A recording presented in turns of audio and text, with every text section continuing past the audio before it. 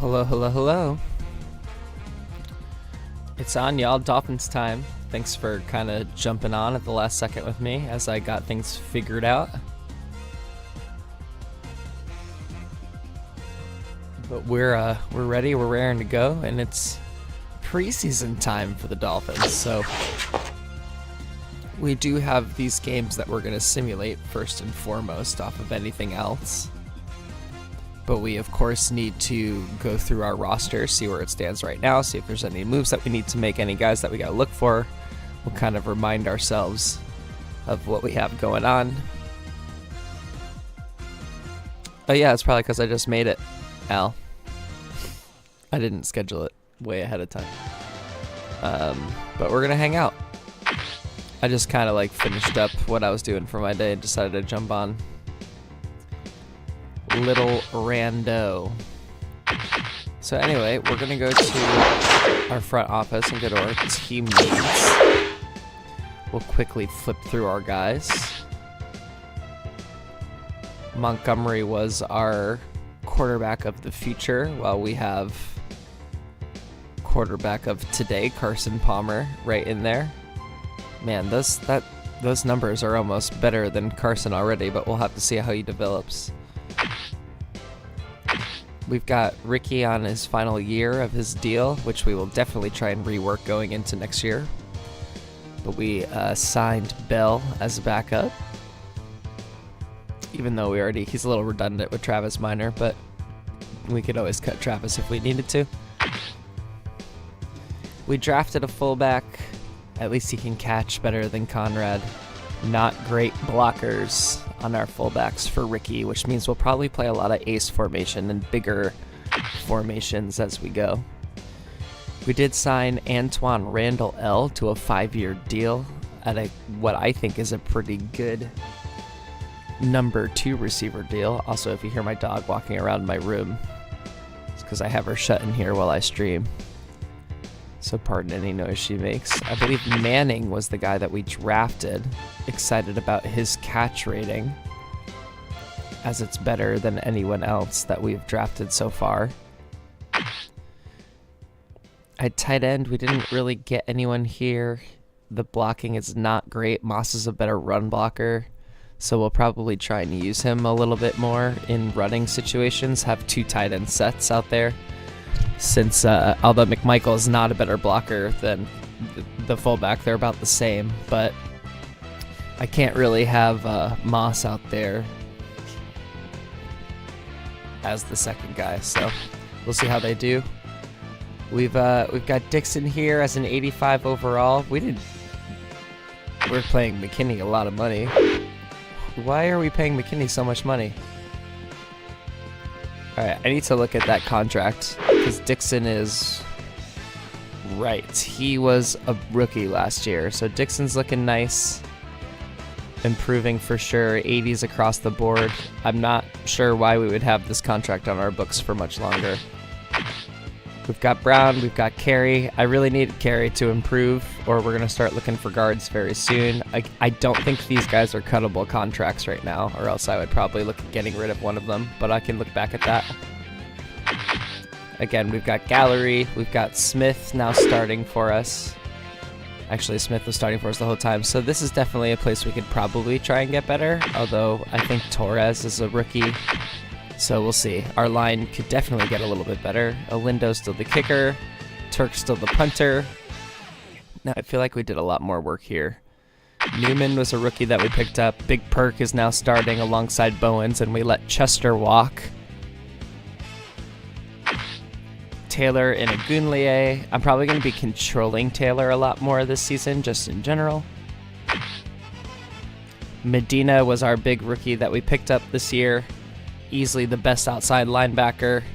It's going to push Webb down to the bench, but who knows, maybe he'll end up coming up over Moreland Greenwood.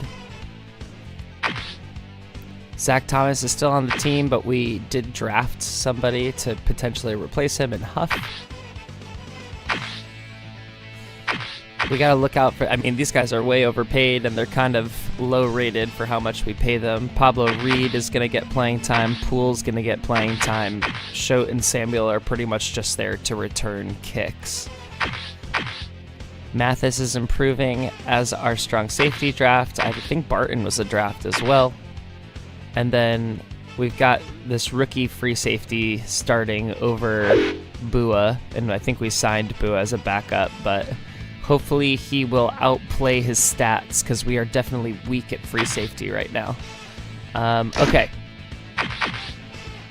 Hello, Delonte. Good to see you, sir. Let's just quickly, I'm just out of curiosity, I'm going to go to my guards. So we could actually save a decent amount of money by cutting Whitley.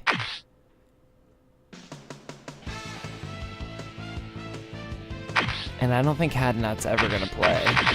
And we're like a year away from getting rid of Hadnot, so maybe that's a desperation moment. Torres we want to keep. Tony Pape we can think about getting rid of, but he doesn't really save us a lot of money. So that doesn't really help us too much. And the other guy we could potentially look at cutting early is Travis Minor if we really wanted to. So that's going to take us all the way over to... I just want to look at who's available as we head into the first week of the preseason. Darren Woodson is available. Too bad he's not a free safety. Too bad you can't change positions. So there's a couple guys. We don't need a defensive end. I don't think we need a defensive tackle. It'd be nice if there was another... Oh. Let me quickly go through and see what's available at each position. Wow, Anthony Thomas is available. And the other Ricky Williams. There's a good chance that there's going to be a lot more halfbacks available when the whatchamacallit comes around. Now, this is a really... Now, I wonder if this is a move that we should make where we grab somebody like Carl McCarthy who has an awesome run block number. And he can pass block a little bit too. So I wanna keep an eye on that. Don't really need Hunter Goodwin. No good guards out there. I wanted to see what his blocking numbers were. I don't think that's worth signing. Lance Nimmo still out here with amazing blocking numbers, but a low rating. That's my most enigmatic player. Enigmatic player? That was the Lions. I think we did that one with the Lions. We figured out we couldn't really afford... Well, I guess that's what it is. I think maybe...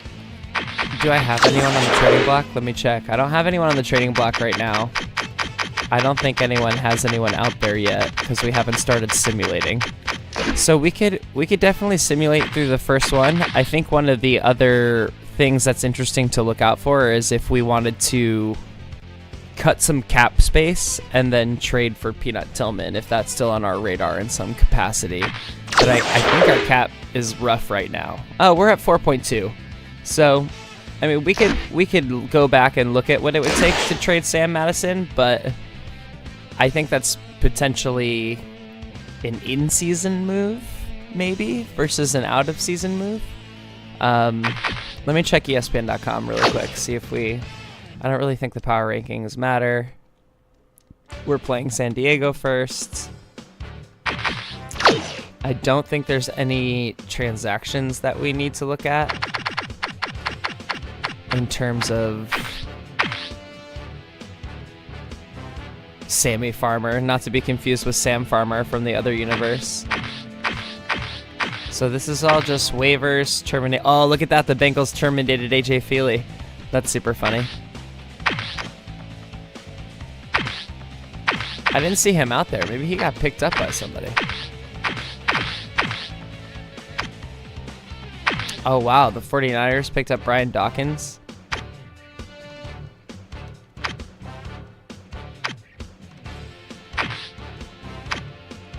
I mean, I guess this could be interesting to look at to see if anyone that we know changed teams or if any big players are on a new team. I guess I should look at all of them.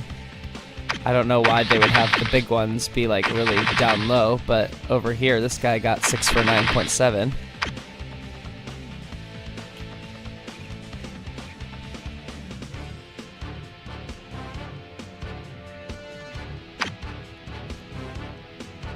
Okay, so this is all the stuff we did. So these are all of our rookie signings. Oh, maybe that's what this is. Along with random guys that they signed. Okay, so let's not worry about that too hard. Delonte, sorry, what is SR? Yeah, B-Doc and SF is crazy. So I think we should just go into... let me make sure the depth chart is set, and I think we just play the first game. Let's put Bell over Travis. We'll keep Conrad in over Sharp. This needs to be Chambers. This needs to be Randall L. Wow, my slot receiver is 6'6". That feels wrong. I have so many tall guys. It's kind of insane. I'm gonna keep Yates over Tolver. What's Watson's catch? It's only a 73. I think I'm just gonna keep Yates as the third guy. So we'll put you up. We'll keep Manning there. Chambers is there. That's correct. Gallery is the best pass blocker, so we'll make him the starting left tackle. Carey, what's his 77 pass blocking versus... Yeah, so I'll put Ruben Brown on the strong side. With Smith, perfect.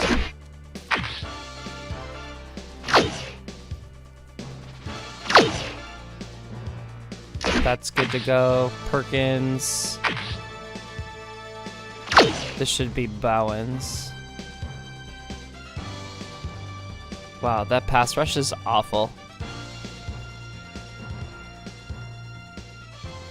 Okay, Taylor.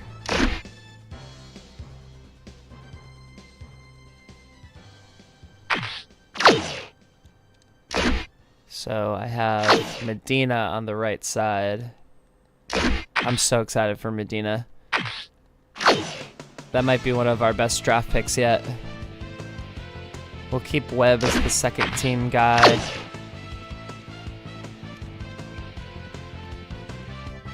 We got Poole as the fourth team guy. That's fine. This needs to be Reggie Howard. Reed, Poole. Mathis over Barton. Harris over Bua. And then we'll... I think we're going to keep Pablo Reed. 94 speed, 89 agility. I just don't think I have anyone faster than that I want returning the ball. Unless, like... Oh, maybe Travis Minor's the answer. Maybe I make him the kick guy. I could also make Bell the kick returner.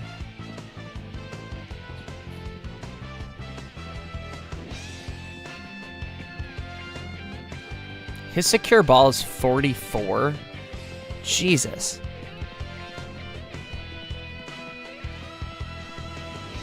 Travis's is 93. The other guy's is 44. That's insane. That said, I'm going to make him the kick returner. Because I think he's faster. Yeah, he is. So I'm going to pair up Bell and Pablo, and I'm actually going to let Bell return punts too.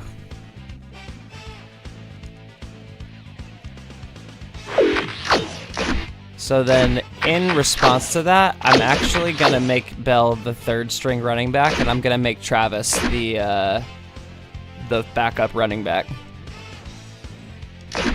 That's how we're going to do that. All right, we're not going to mess with the playbook. Let me just quickly make sure I fixed the penalty settings. I want to quickly make sure... I'm not sure my difficulty slider is translated. I am moving blocking down to be equal with human across all of my franchises moving forward, so let's save that. Dolphins, correct.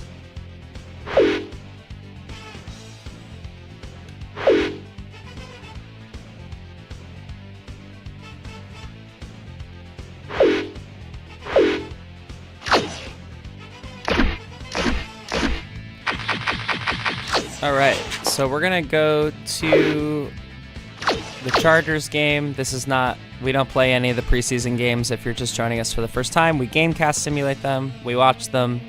That is a little preview of what we would look like at full strength. So we're not a bad team. Our defense definitely needs help.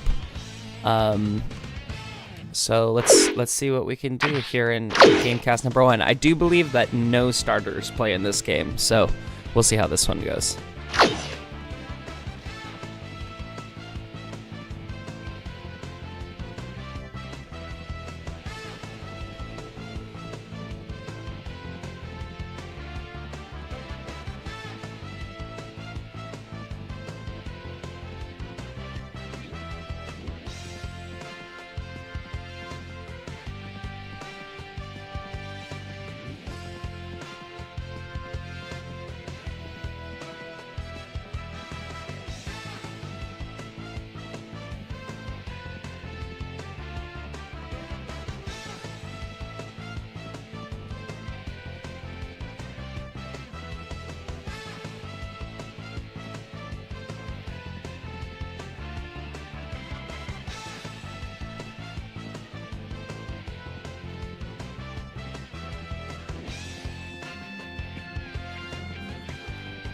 Look at it. Oh. That was a fumble by Shannon. That was not a fumble by Tatum Bell. And now both of our running backs have touchdowns in this game. You just love to see it.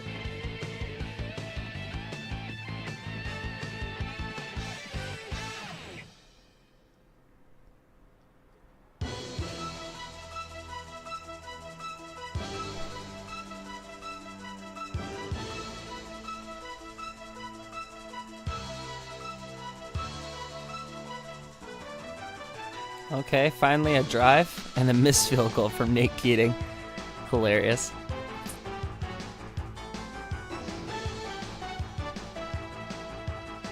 Oh. Leroy Erickson. That's a great name. Oh, fielder's in. It's over now.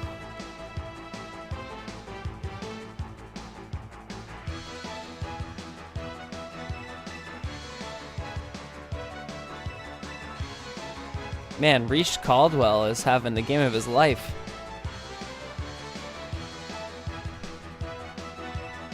Ba-da-ba, ba-da-da-da. Yeah, Fiedler is not doing much. That's also another option. We could also cut Fiedler from the roster. We don't need 3 quarterbacks.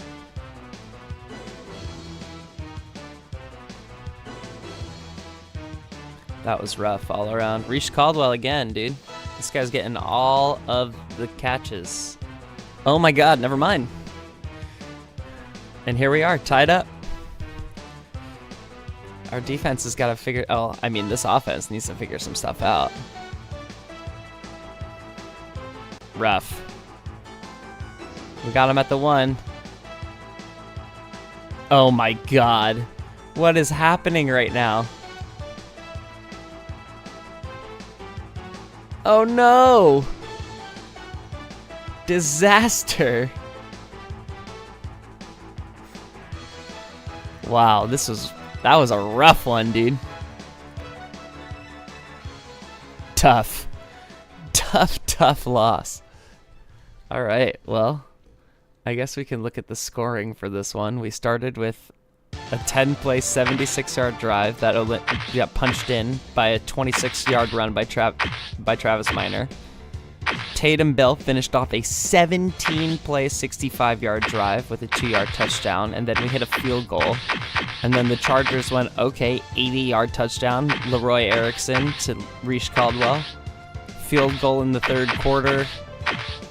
Another 46-yard touchdown, Leroy Erickson to Eric Parker. And then 94 yards pass over the middle to Reese Caldwell. So Reese Caldwell had like 250 yards in that game. That's crazy. Insane. Well, I guess you can't win them all. So there's a couple of things that we're going to do here. First off, we're going to simulate to the end of the week and let the computer make all of their moves. And we're going to watch this week's SportsCenter. first and foremost, we'll go ahead and do that. So, SportsCenter at first, and then we'll follow up from there.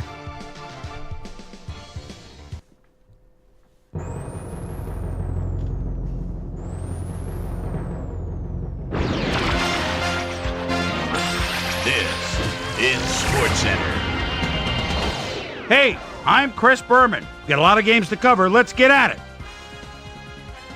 In our first game this week, we had the Patriots stroll away with a 14-point win. I need to make sure I changed the Delgado had over 50 yards receiving and helped his Cardinals beat the Texans. After this. Right on the Mississippi River in St. Louis, we had the Rams get sent home with a 14-point loss. Up in Ford Field, we had the Lions get sent away with a 7-point loss. The Packers had over 100 return yards in their victory at the RCA Dome. The Seahawks won on the road and will now head home to meet the Titans. Raiders. Billy Volek calls the signals at the 24-yard line. And a quick rollout. Boy, he has some time. What a bullet! Touchdown! The Titans win this one by the final score of 21-17. Keenan McCardell had over 50 yards receiving and helped his Buccaneers beat the Chiefs. In San Diego, right by Coronado Bay, we had the Chargers come away with a decisive 10-point win. Over at Paul Brown Stadium, we had the Bengals stroll away with a 14-point win. The Panthers racked up over 150 rushing yards in their win at Ericsson Stadium. The Jets won on the road and will head into their bye week on a high note. 49ers, Jaguars. Hammond is backed up in his own territory, tries to bounce outside. He'll have the first down, shakes another tackle, goes down the sidelines. Wait a minute. Yes, the ref said his feet were in. He could go all the way, 73 yards. The 49ers go on to win this by the final score of 20-14. All right, Chris, let's switch gears and talk about players that'll have new homes in the National Football League, as free agency continues to play such a huge role in determining a team's makeup. TJ Slaughter is on the move as he gets a contract for what can only be referred to as crazy money. 5 years, $3.2 million. Kimo von Oelhoffen is on the move as well as he signs a 3-year contract with the Broncos. Edgerton Hartwell is going to find himself with a new club, and he'll be in a new tax bracket too. 6 years, $7.9 million. On top of that, a $2.3 million signing bonus. Monty Rieger will also be locked up for a while as he signs a healthy 6-year contract with the Redskins. So, as usual, plenty of surprises around the NFL. And heck, we just got into week 1. My primetime players' game balls go out to these gentlemen, each one with a fine start to the season. That'll do it, sports fans. I'm Chris Berman, and thanks so much for joining us here in the Bristol studios. We'll see you next week right here on ESPN, the worldwide leader in sports.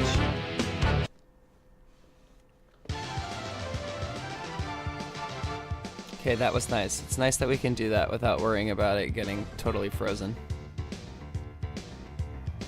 So before we go to our game with the Lions, I'd like to check our email. We're trying to do that now. See some of our highlight guys. Totally fine. Good job by Travis. We dropped the power rankings. Obviously, we're playing Detroit next. That's fun. That's it. So let's now look at our front office. Let's look at our contracts. Let's go back to free agents. This probably won't change much after this Gibson guy is still there. I forgot to look at free safeties last time. There's literally just Ronnie Hurd, who is not good, so we're not going to worry about free safeties. A lot of this won't change. Wow, apparently there's a lot of strong safeties just sitting there. And there really isn't anyone worth grabbing out of quarterbacks either. So we'll probably check this every now and again, but or every like in between, but yeah, we don't really need any of these guys at all. So we'll pop out to the trade block just out of curiosity, see if anybody's dangling any guys and if they match up for us. We definitely don't need John Casey. We unfortunately don't need Leonard Little, although that's an unsurprising one to see go up. We don't need Dawson. So no trade block offers. I'd like to quickly go back, and I believe it's the Bears that have peanuts. Oh no, it's the Eagles. It's the Eagles. Of course it's the Eagles. So the Eagles have peanut right now. That's such a tasty contract.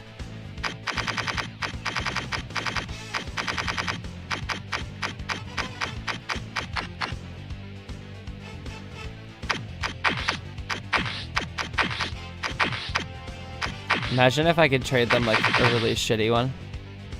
I mean, I think the trade would probably be Sam Madison.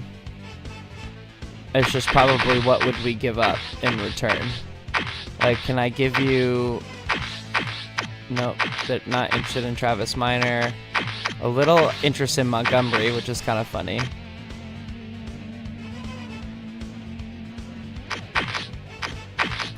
Are we serious?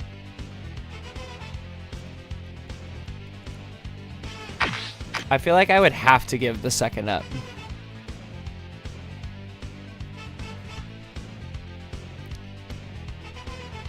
Because that actually really doesn't hurt me at all. Especially if we're going to get a lot better and a lot less expensive. I feel like I almost need to like mortgage my... Well, I can definitely include the extra sixth just to sweeten it.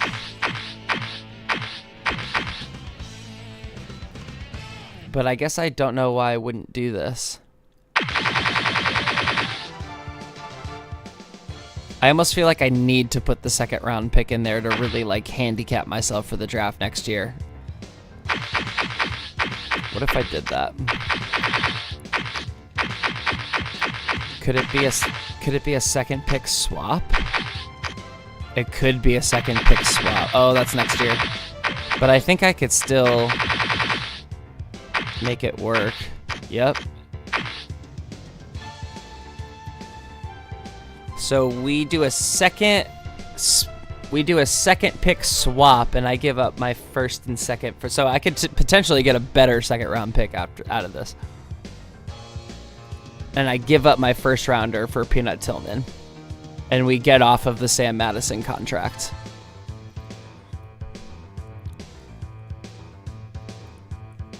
I think we should do it.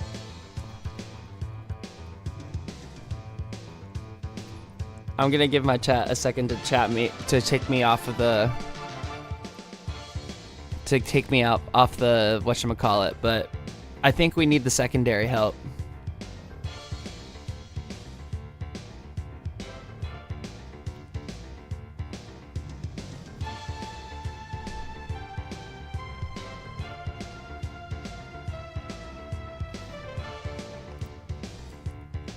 I could also dangle Sam Madison as a trade asset, as a trade block guy, but I don't see any reason why we don't do this.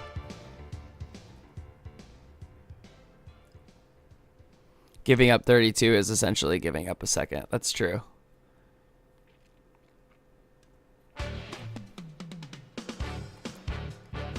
So then I could just take the second rounders out of it, but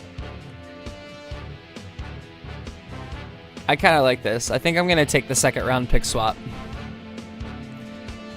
and we're gonna make this trade,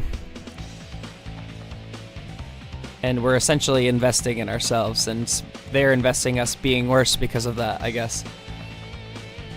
Actually, they probably wouldn't do the swap. So let me just take the second rounders out of it, and they still do that, and I'll throw the sixth in as like a little sweetener. What about Champ Bailey? Oof. If anything, it might be too late. I think Champ retired in the other iteration. Peanut's so young, and his contract is so cheap right now, and Sam is such a huge contract. I think I'm just going to do this. I think this is a win-now move where we give them draft capital and we get a better player back.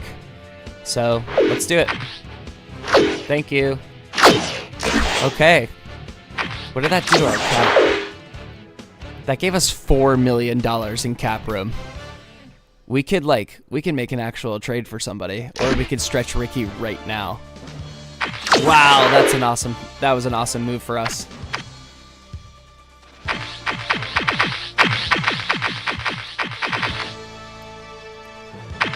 And we can't really do anything with that Reggie Howard contract for another probably year or two, so I think we got a lockdown corner as our top guy. So Peanut Tillman is ours. Let's just make sure that she's the starter, and I think we can just go into game number 2.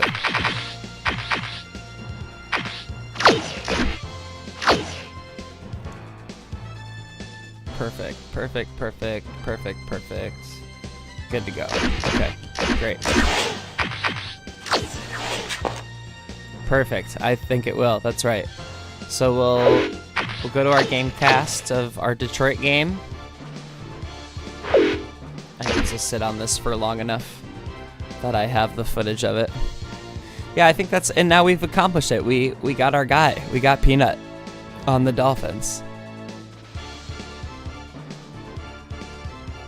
Yeah, I'm thinking at the end of the year, if we don't use that extra cap room to sign some help or trade for some help, we go ahead and re-sign Ricky at the end of the year and do that little advantage for ourselves. All right, so not much for starters in this one, but we'll see how that goes regardless. We might get a little Ricky here. Oh my god, they still have Kevin Jones on this team. And Hambrick's on this team? That's funny.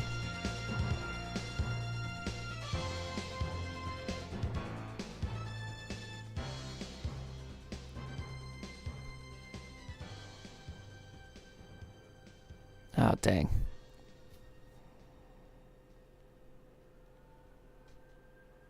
Nothing doing there.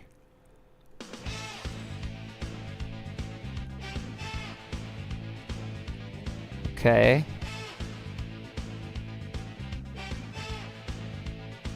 Okay, little momentum. Why are we throwing at the goal line? What is that?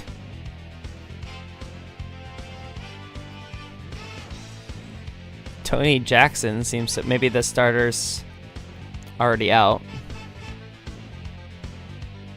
I don't know. It looks like Tony Jackson. I don't think...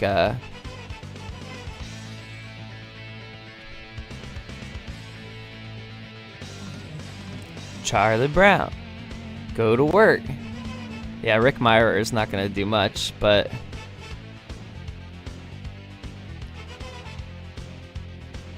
Come on, Montgomery. There we go. There we go. The rookie getting his first career touchdown in the preseason. Benji Mont. Good for him.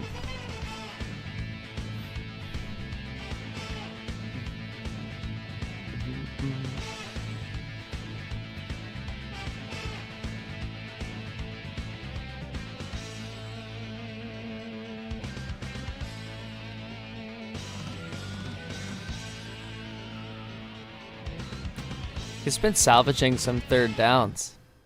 Not that one.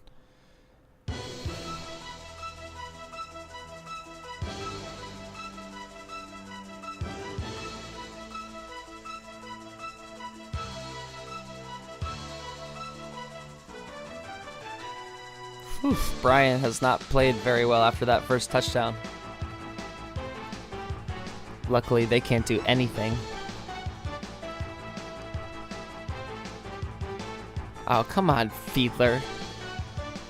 Freaky Fiedler.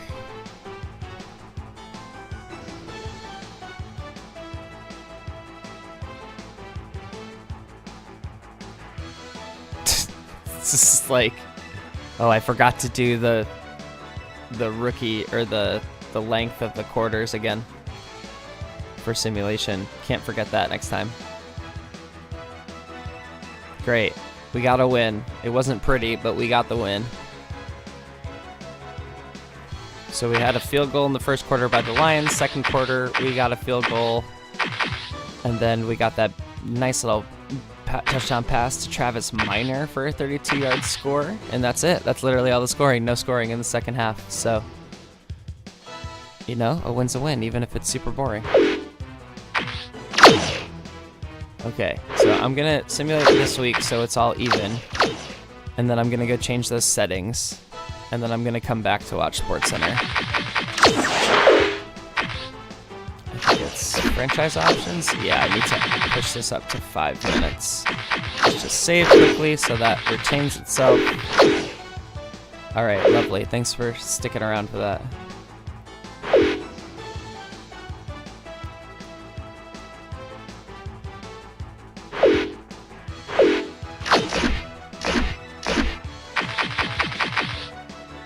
Okay, SportsCenter time. We'll keep it on here. And yeah, sit back and relax and enjoy another rousing rendition of SportsCenter.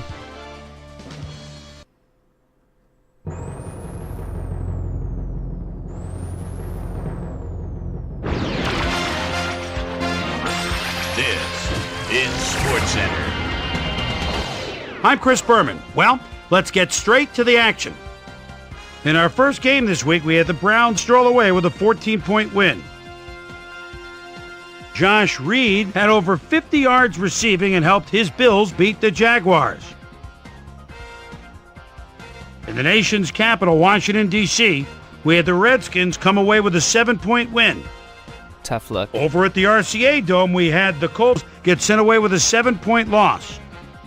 The Saints' defense came away with 4 turnovers in their win at New Orleans. The Dolphins won at home, but will take to the road next week to meet the Panthers. Woof. Texans, Chiefs. Johnny Morton salts. He's split out at the 14-yard line as they look to get 6. Makes the move toward the middle, and a nice catch at the back of the end zone for 6. The Chiefs win this one by the final score of 24-3. Way up in the northern plains in Minnesota, we had the Vikings come away with a 7-point win. Ashley Lilly had over 50 yards receiving and helped his Broncos beat the Raiders. Yeah, Favre is a Bronco. Over at Gillette Stadium, we had the Patriots losing by 13. We had an interesting free agency pickup of note here. Trey's got the lowdown for us. Trey? All right, Chris, let's switch gears and talk about players that'll have new homes in the National Football League, as free agency continues to play such a huge role in determining a team's makeup. Olsen is going to find himself with a new club, and he'll be in a new tax bracket, too. 6 years, $3.2 million. Travis Hall will also have a new address for a while as he signs a 4-year contract with the Chiefs. Going to Cleveland. Brandon Whiting is on the move. Going to the Bears. Perhaps not for all that he thought he'd get, but a good deal nonetheless. 6 years, $4.9 million, plus a $1.4 million signing bonus. Mason will also be locked up for a while as he signs a healthy 6-year contract with the Redskins. The Panthers erupted for 400-plus offensive yards in their victory at Ericsson Stadium. The Cardinals won at home, but will take to the road next week to meet the Browns. And last but not least, we had the Titans come away victorious. I guess they're not going to do it. So, 2 weeks into the books here on ESPN, here's my prime time performers for week number 2, and each is going to get a game ball. Prime time players. That'll do it, sports fans. I'm Chris Berman, and thanks so much for joining us here in the Bristol studios. We'll see you next week right here on ESPN, Game Day the worldwide leader in sports. Oof. A classic. All right, well, we'll go and check the other transactions. We always check our email inbox first now. One of the many smart things that we do.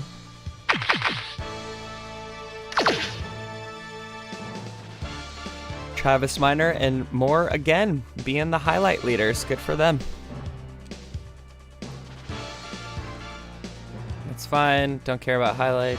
Carolina's 2-0, so we'll see how we do against them. I don't think we're going to change anything otherwise. We'll check our 2 regular front office things, which is if anyone has anyone. That's interesting. Okay, I'm going to come back to that. Do they not produce salts?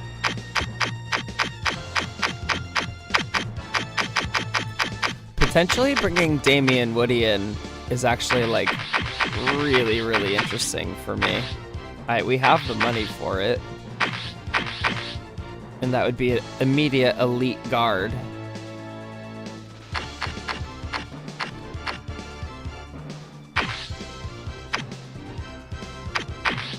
Yeah, I guess trying to trade back Vernon Carey wouldn't do it. Alright, I'm gonna sit on that. I'm gonna sit on that for sure, but I'll have to remember that that's there.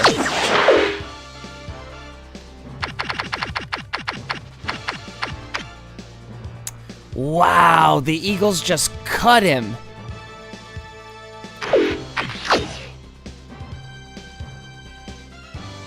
Should I just sign him back?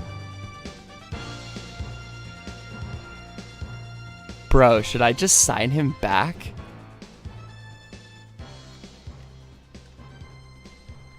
I'll even give you a descending contract. I guess that would immediately make him... That's so funny. I don't think I am going to sign him back, but I could sign him back and still have $2 million left. I'm like shocked that they cut him. Maybe I shouldn't be.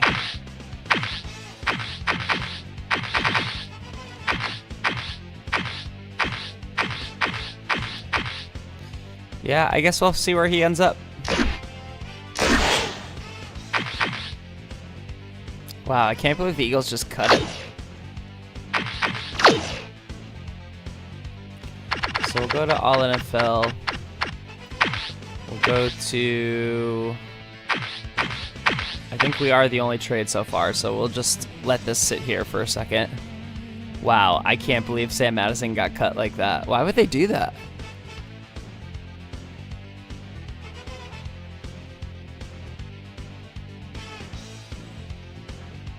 Yeah, I do wish that he was cheaper. And it's too bad he doesn't want like a 4-year deal that I could stretch a little bit nicer. Maybe I could get him to that point.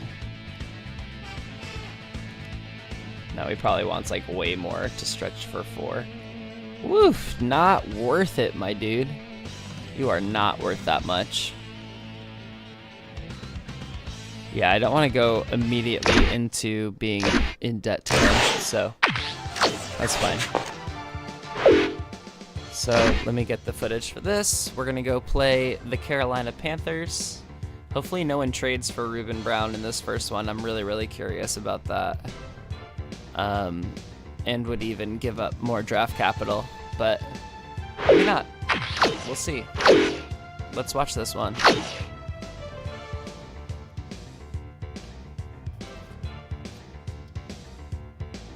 Uh-oh.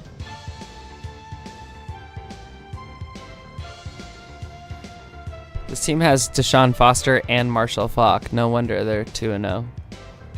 That looked way too easy for them. Oh! Never mind. Ricky.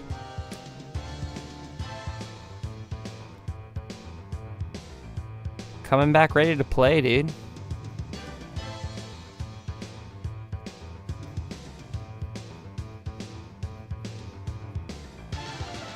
Oh, kick blocked.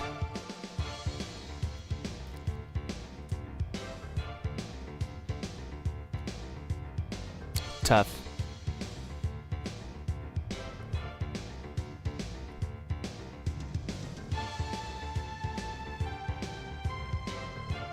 Interception, Pablo Reed. Let's go. Awesome. Those were Ricky's first 3 carries.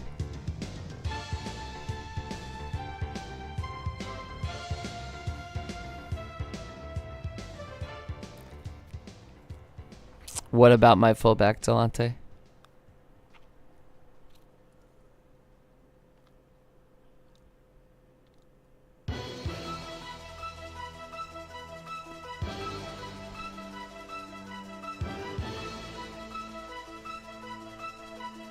Wow, good stuff.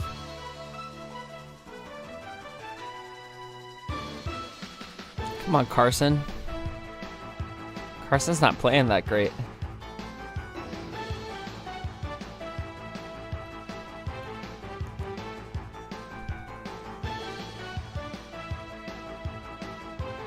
Woof. Oh, Montgomery's in now. All right, so we've got bench players now, which means Marshall Faulk might have himself a time.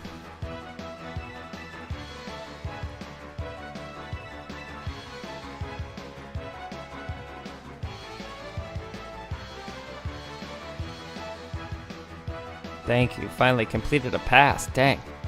Ah, another pick.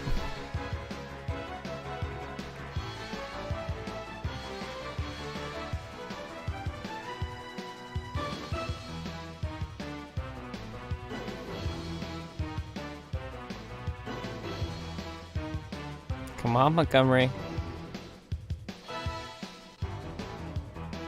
Tatum Bell did fumble there. That is his first one in the preseason. Tied him back up.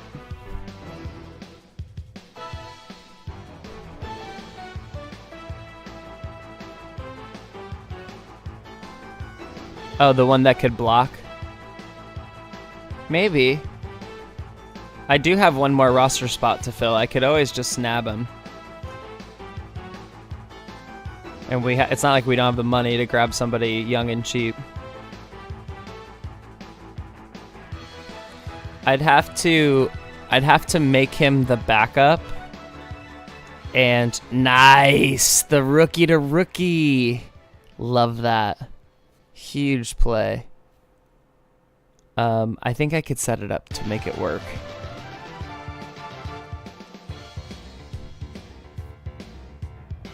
Love it.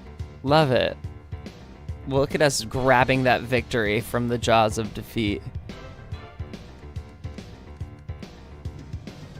So, I mean, they were chopping us up. Delhomme for a touchdown early on. We got the touchdown back on a 77-yard play to Ricky. Ricky getting another touchdown with a run up the middle. And then the Panthers, as the half ended, got a field goal. They came back out. The backups got a score right away. We got a field goal to reply. And then Montgomery, man, that 70-yard pass to go ahead in the finish. All right, yeah, I can check that out right now, especially we head into the... Let me let this sit for a second. As we head into our bye week, it would make sense that we would try and do some of our final roster moves for the last week game of our preseason. So we're 2-1. We beat a 2-1 team. Love to see it.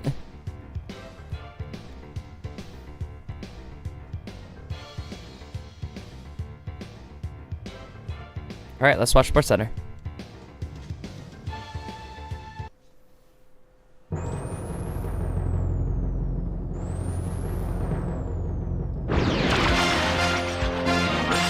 This is SportsCenter. I'm Chris Berman. Let's get straight to the action. In our first game this week, we had the Raiders squeeze out a 4-point victory. Tom Brady went to the end zone 4 times and helped his Patriots beat the Colts. Up in the Windy City of Chicago, we had the Bears win this one to the tune of 13 points. Over at M&T Stadium, we had the Ravens get sent away with a 7-point loss. We had an interesting free agency pickup of note here. Trey's got the lowdown for us. Trey? All right, Chris, let's switch gears and talk about players that'll have new homes in the National Football League, as free agency continues to play such a huge role in determining a team's makeup. Marquise Hill will be on the move. You see it there. He'll be getting a nice little payday, too. 4 years, $4.6 million. Daniels will also have a new address for a while as he signs a 4-year contract with the Chargers. Brian Knight will be playing his football elsewhere. The though perhaps not for as much as he would have liked. 5 years, $2.2 million.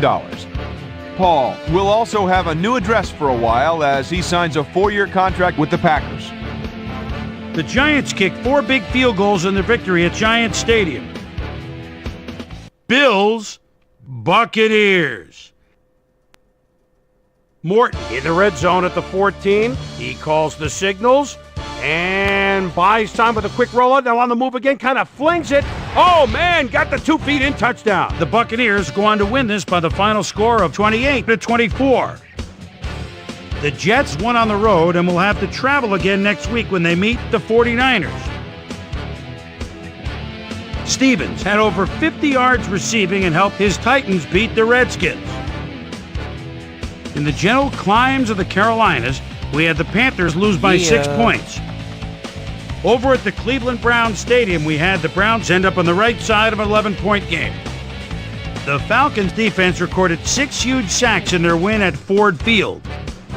Steelers, Rams. Lamar Gordon would certainly like to help his team get into the end zone. And he's set 7 yards behind the line of scrimmage. Now looks to bounce outside, does so, gets a block, touchdown, 10 yards. The Rams go on to win this by the final score of 20-14. Literally, Heinz. And in our final game, we had the Bengals come away victorious. So another week in the books here on ESPN, but what do you say we hand out a few game balls before we go? Here's my primetime players. That'll do it, sports fans. I'm Chris Berman, and thanks so much for joining us here in the Bristol studios. We'll see you next week right here on ESPN, the worldwide leader in sports. I know, right?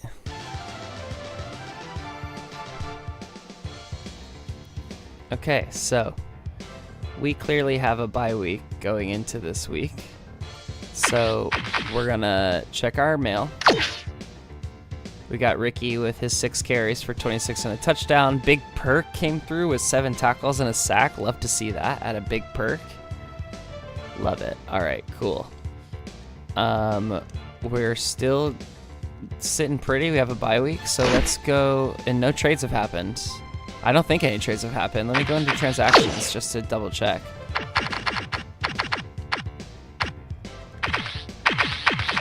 Nope, we're still the only trade. So once again, go into our contracts. We can see where, all right, so, oh wow, Brandon Whiting got cut. Just a ton of defensive ends. There's no shortage of defensive ends to be grabbed. But we do need to see where our friend Sam Madison went, because he is no longer on the board, which makes sense. I mean, there has to be a team. Sam Madison joins Patrick's. What is this hold on a second. Hold on a second. He wanted us to pay how many millions to sign him, and he signs for that much to go play for the Bears? Whoa. Whoa. Wow. Okay. All right. I see how it is. I'm gonna go ahead and highlight this. Sam Madison, after being traded to the Eagles, was cut and now re-signed by the Chicago Bears. So I'm floored by that deal that he signed compared to the one that he wanted us to pay him. So I guess it really do be like that sometimes. So, you know, he's there with Patrick Surtain, who's still an 85 overall. It's still just a brutal contract. So we've basically traded cornerbacks with the Bears, essentially, and that's okay. We'll take a look at the block. So it looks like the Titans are going after him. I don't know what trade we could make for him, possibly. I'd have to go and see like what the Browns or what the Lions need. What do y'all need other than a quarterback?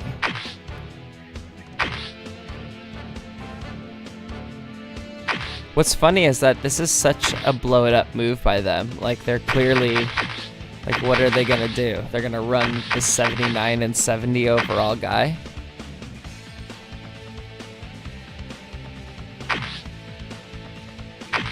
Like, what do they even want for this?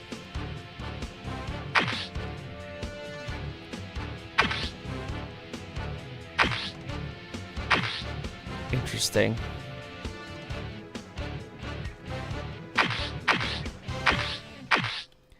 So what's the offer? Like, are we talking really? That won't do it? First round pick won't do it? Wow, picks just won't do it. Alright, that's fine. I don't need him. Let's go find a fullback, as we were talking about. Oh, they're gone. I'm sorry, but that's also okay. So we're just gonna keep pushing. We have the bye week this week. I'll make sure I get enough time there, and we'll do the personnel view one more time. But I think we should be good to go.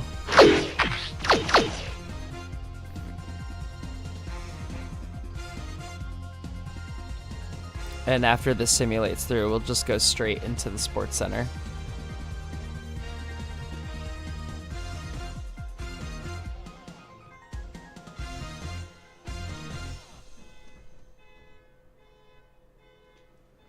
So I'm just realizing now there's a car alarm going off outside, so.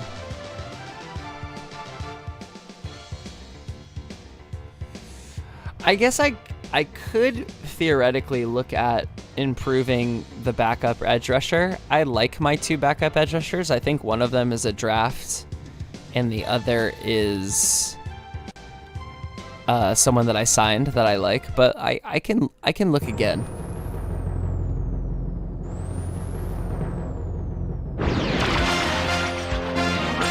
This is SportsCenter.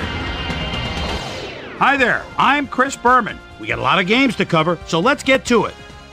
In our first game this week, we had the Colts come away with a 7-point win. Joey Harrington went to the end zone 4 times and helped his Lions beat the Rams. We had a big trade also of note here. Trey's got the lowdown for us. Trey?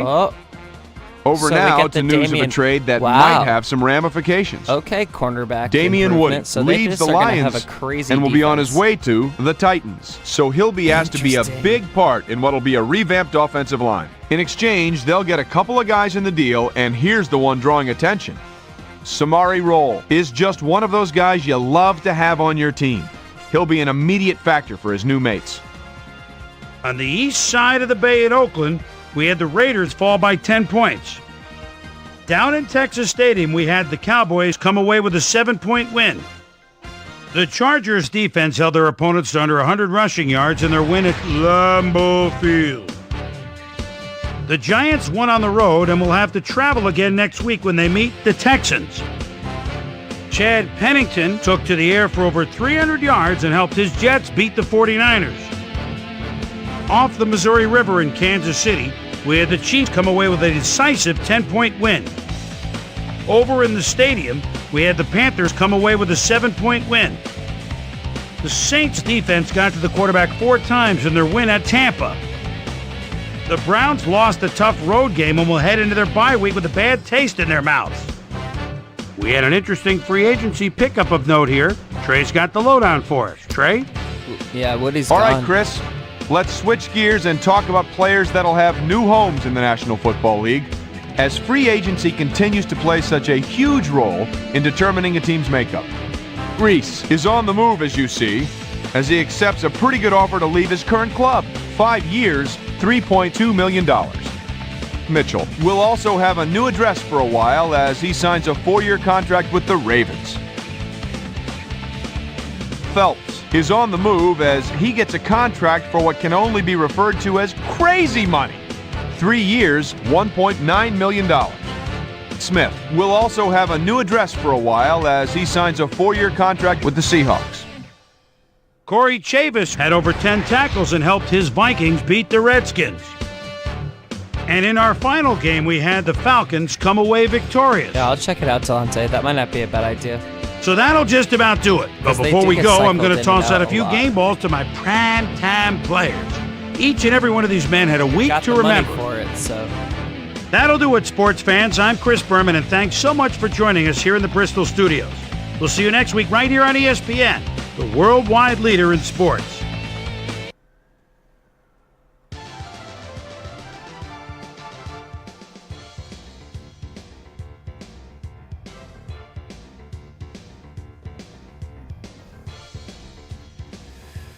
Okay. Man, the sad place playing for Tennessee. That's funny. Let's go to our email. I don't think we're gonna trade watch. There we go. Damian Woody for multiple players. That's the only one. We went up a point. So let's go back to transactions just for fun. I just want to make sure there were no other trades so far. Just that. Wonderful. Now they count. Of course they do, right? So we're going to go out to our front office. We're going to go to our team needs.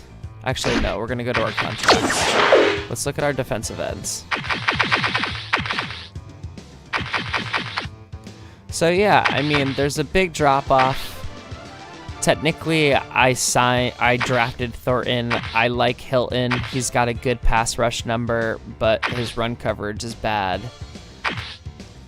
And I'd be okay making him the special team guy and maybe just cutting this contract out. So let's look at it. Let's see who we get, because there is no shortage of defensive ends. I went away from the wrong position. Oh my god, what am I doing? Here we go. Everybody now. So the best option is Whiting. If we're going just on someone who could purely come in as an edge rusher, maybe we look at Timmy Bryant here. 82 overall. His 50 tackle isn't great, but he's faster. He's got okay durability. The best durability pick is Eddie Freeman here. Let's organize them all by pass rush. These are rookies with just high potential.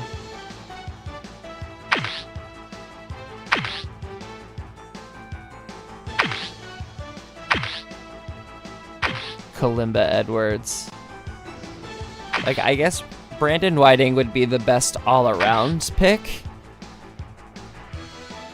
Good pass rush, okay run coverage, okay tackle, okay strength. He's slow as shit. And his durability isn't that great. I don't love how slow he is. I think I want to grab this Timmy Bryant kid. 71 overall, 82 pass rush, 71 run coverage, 50 tackle is fine if I'm just getting sacks off the edge as a backup. And his durability is good enough. Let's see what you cost. Jesus Christ. Okay, so you're going to get an ascending contract.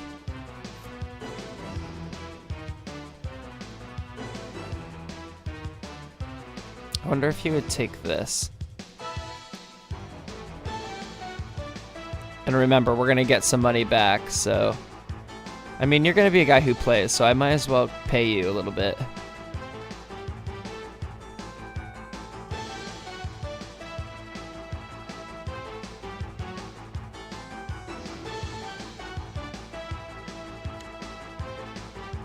I think I like that better.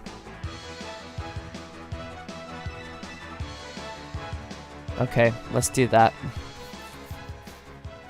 Let's see if he takes it. Of course he didn't.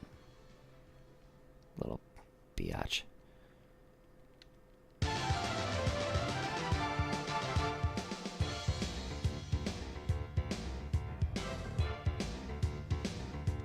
So that'll do it. Okay. I love how these guys would just like sit on the bench rather than get paid a living wage. So let's just go back into our contracts. Let's go back to our defensive ends, because I don't think it particularly makes a ton of sense to have 5 defensive ends.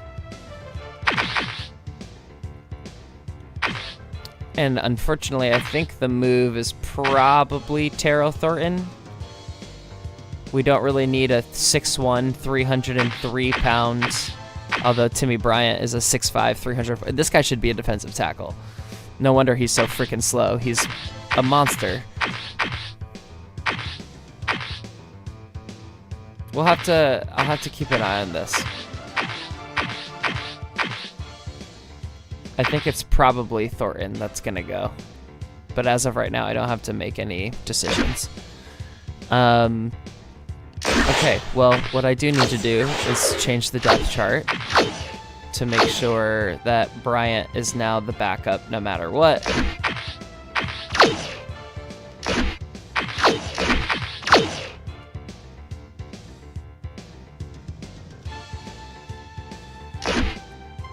Perfect, perfect, perfect.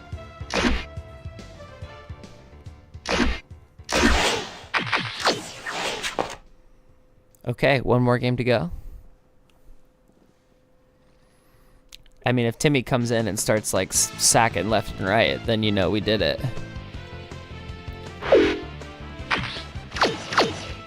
Oh man, I'm excited to play a game.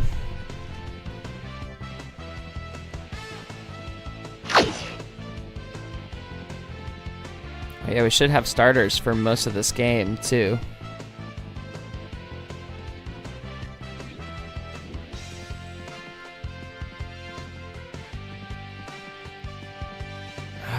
Ricky, come on, man.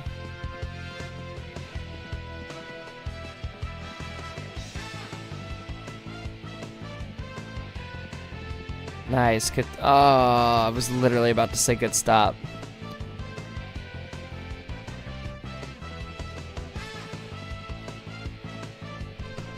So Isaac will probably be a, well, there's that.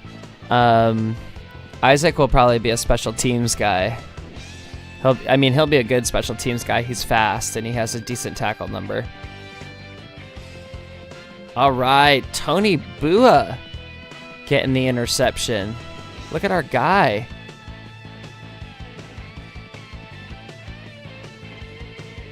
Oh no, somebody fumbled. Hey Jason, good to have you, friend. Wow, we're doing nothing right now.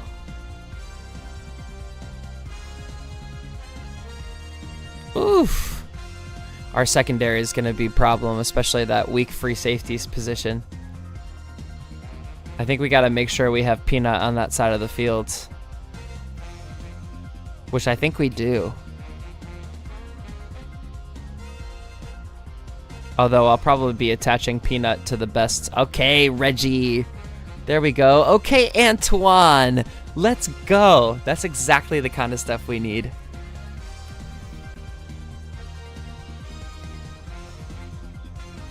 Another interception by Tony Bua. Carson can't do shit. Good stuff. Antoine getting some reps too.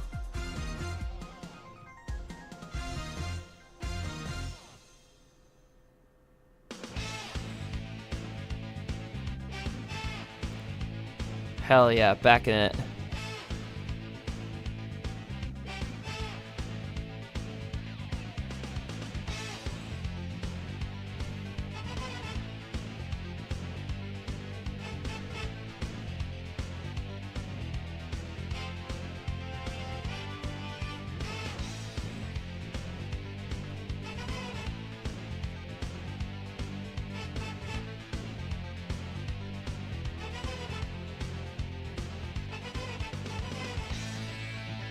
Look at this. Look at this team gritting out a come from behind. I don't want to say victory just yet. Dude, and then the rookie Garrett Medina. A 3 interception day and a 3 touchdown day for Carson. We're not going to talk about how Ricky's been struggling though. We're definitely not going to talk about that. We will take a look at stats and all of that good stuff before we start the regular season. Oh wow, they go for it on 4th and they get it. Huge. And they get the touchdown with time to go. What's going to happen? Are they going to kick it off? No. They did not kick it off. And that will be game, ladies and gentlemen. Love it, love it, love it, love it, love it. All right. Crazy game. Big first drive. The Vikings, I think, went up. They're up 14-0 here. We get a touchdown back with that big play to Antoine Randall-El. I remember that. And then Carson to Chris Chambers in the third quarter. Love to see that. And then Carson again to Chris Chambers. Also love to see that. And then a little bit of a return, but not enough there by the end. Lay off the weed! Wait, that reminds me. Where's my pen? Here it is. Smoke them if you got them, kids. Alright, we'll simulate through this week. We won't start the season quite yet. We'll watch SportsCenter. We'll go through all of the last of the stuff.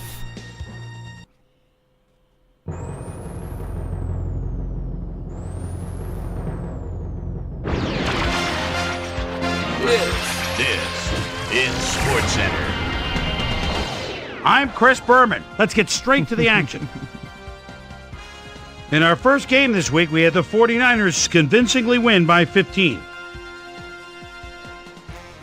Torrey Holt hauled in over 150 yards receiving and helped his Rams beat the Ravens. We had a big trade also of note here. Trey's got the lowdown for us. Trey? Oh. All right, Chris. All right. Well, trades aren't quite as common in the NFL nowadays as they are in other sports, certainly. But we've got news to report to you on the trading front nonetheless. Leonard Little leaves the Rams and is on his way to the Broncos, so he should provide an immediate impact as an outside pass rusher. In exchange, they'll get someone to beef up their roster. Al Wilson is a guy that ought to be able to fit right in with his new club, and he should make his presence felt over time. By the coal mines of Pittsburgh, we had the Steelers get sent away with a 7-point loss. Down in Reliant Stadium, we had the Texans walk away with a 6-point victory. Yeah, I like the stats a lot better. The Cowboys racked up over 150 rushing yards in their win at Tampa. Bengals, Bears. John Kitna calls signals at the 12-yard line. He's so dangerous, buying time, moves out of the pocket, fires, touchdown. The Bengals win this one by the final score of 26-23. Jake Plummer's on the Bears. Richard Seymour had 1.5 sacks and helped his Patriots beat the Packers. In San Diego, right by Coronado Bay, we had the Chargers put on a display and win by 21 points. Down at Pro Player Stadium, we had the Dolphins edge their way to a narrow 3-point win. Look at Antoine getting 5. The Titans defense held their opponents to under 100 rushing yards in their win at Tempe, Arizona. Santana Moss hauled in over 150 yards receiving and helped his Jets beat the Broncos. Jaguars, Falcons. J.C. Feely is lining up a field goal at the 42. Gets a good hold. The ball is on the way. Right down the pipe. Good. The Falcons win this one by the final score of 30-27. All right, Chris. Let's switch gears and talk about players that'll have new homes in the National Football League, as free agency continues to play such a huge role in determining a team's makeup. Michael Myers is going to find himself with a new club, and he'll be in a new tax bracket, too. 4 years, $2.5 million. Brandon Whiting will be moving on from his current address, and he gets a pretty good deal to do it. He goes to the Cowboys. 3 years, $2.2 million. Greg Brooks will also have a new address for a while as he signs a 4-year contract with the Redskins. Let's see. So that'll just about do it. But before we go, I'm going to toss out a few game balls to my prime-time players. Each and every one of these men had a week to remember. That'll do it, sports fans. I'm Chris Berman, and thanks so much for joining us here in the Bristol studios. We'll see you next week right here on ESPN, the worldwide leader in sports. Oh, Woody went to the Titans. It's the Lions who got all those cornerbacks, man. Okay, so I'll come back to that as per usual. Trade watch. Leonard Little for Al Wilson. You know what I didn't say last time? That's a beautiful... Let me hold on this for a second.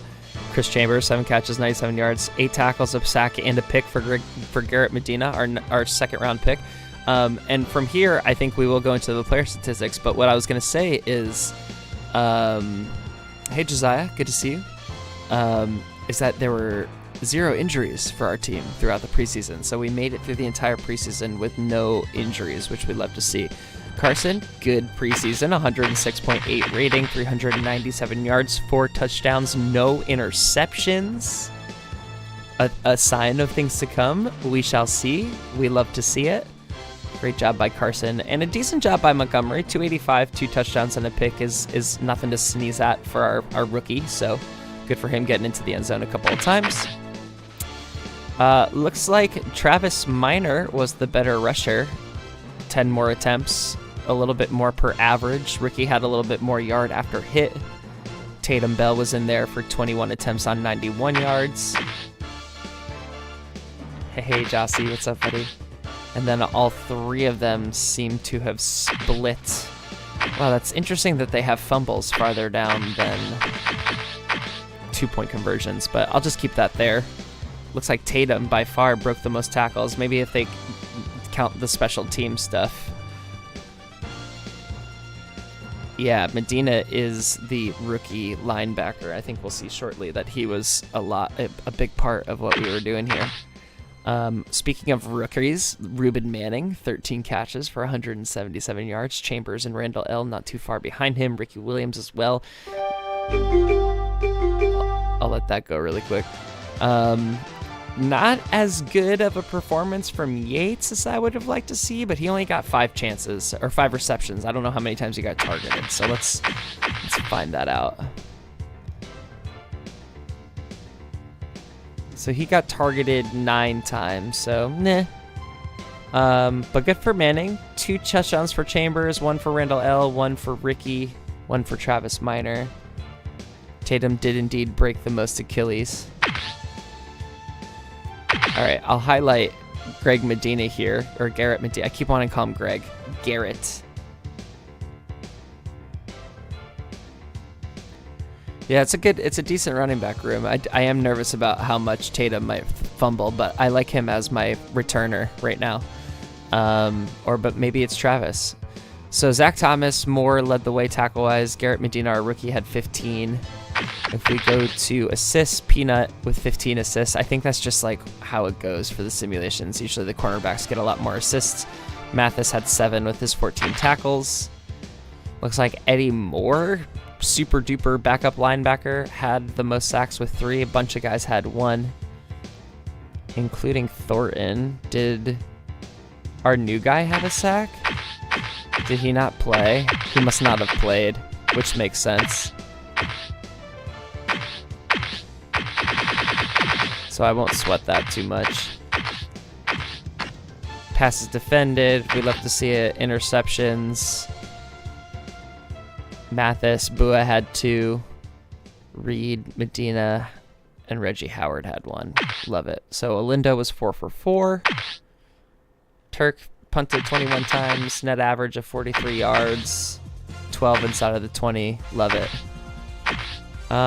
Let's see. Kick returns. It looks like Pablo had better kick returns overall. And then I'm going to need to fix that. So Charles isn't my punt returner ever. But it doesn't look like Tatum Bell did the best job returning punts. So maybe I do need to look at reversing that. I don't know. We'll see how they feel when I'm actually taking them over. So I think that's actually, let me go to transactions, see if there are any other trades that went down. So nope. So that's going to do it for trades from the preseason. I'll let that sit for a second. Al Wilson is now a Ram. Leonard Little is now a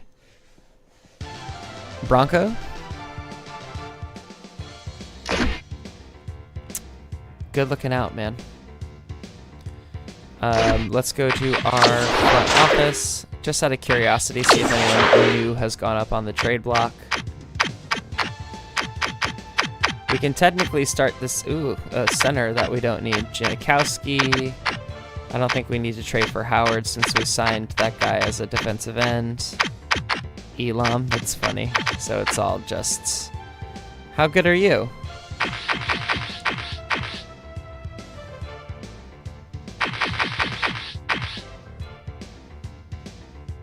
This isn't really that much of an upgrade. 81, 5 years in. His block numbers are worse than 80s. I don't like it. I don't like it. Okay, we're not going to worry about that. We have 54 guys in. There's about to be a lot of guys cut. So we're going to go ahead and let the season start.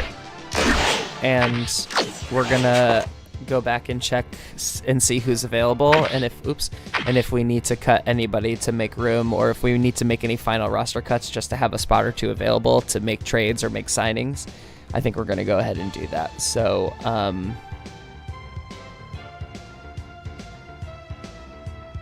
yeah, did we watch the last SportsCenter? We watched the last SportsCenter, right?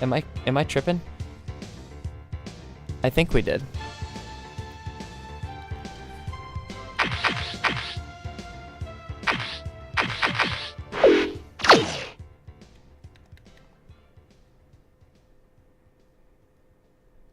We did, because Boss Bailey and... Oh, no. No, we did, because those were the 4. Got it. Okay, so we can go.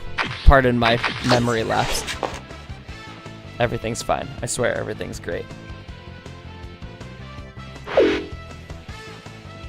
We already watched SportsCenter, so we can just start the season. All right, let's take a look at our schedule. Very exciting. I know, right, Jason? That's funny. So we got the Colts to lead off the season. We don't play a conference game till week 4, and then we play the Bills, the Jets, and the Pats all in a row, so that's going to be insane. What a crazy start to the season. This is going to be a really tough start to the season. Wow. After we play the Pats, we see the Seahawks and then the Bills again before playing the Cardinals and finally getting a bye week, so that's a week 9 bye. I think that's maybe week 10 bye. And then we play at the 49ers, at the Rams. So we're playing the NFC West for sure.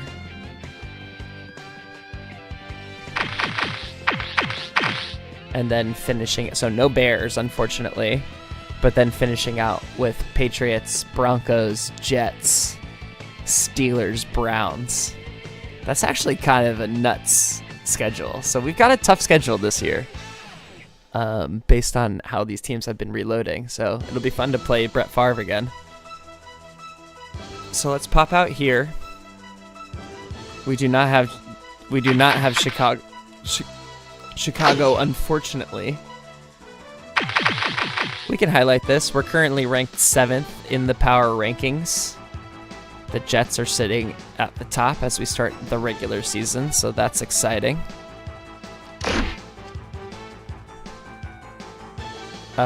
We are thankfully injury-free, and we're going to go look at contracts, because a bunch of guys just theoretically just got cut. So all of these rosters could be at 54. So Hambrick got cut. Kurt Warner got cut. Interesting. It seems to be the only 2 guys that are like any good. So I don't think anyone here is worth grabbing compared to our guys, especially with us having a rookie starter. I don't necessarily see anyone here that's gonna be good as a backup, just off of these guys that I see here. So that's too bad. Gus Scott, great name. All right, so nothing there. Don't need a strong safety.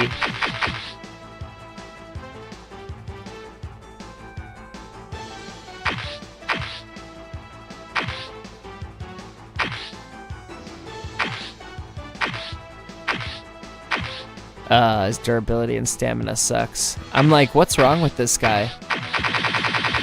He's actually not terrible. I want to go back and look at my cornerbacks again really quick.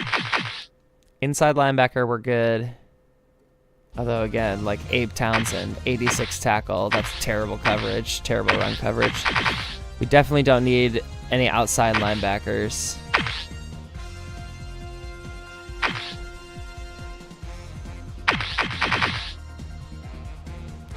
Defensive ends. That's funny. We could have potentially have been patient and grabbed like Sam Floyd here. He's 300 pounds though. Oh, that tackle number is so much better. Durability, not great.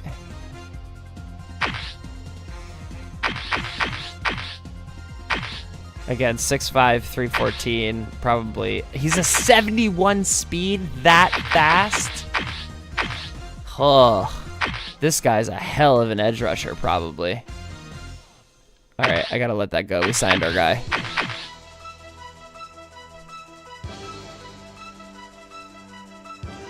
That's true. I mean, technically you're right. I think we could potentially cut Nimmo's back. Shoot, man. And his run block's up to an 80. Why is this guy a 66? I truly do not understand why his rating is so low. Is it because he's slow? Like, I do not get it. I truly don't get that. That's interesting.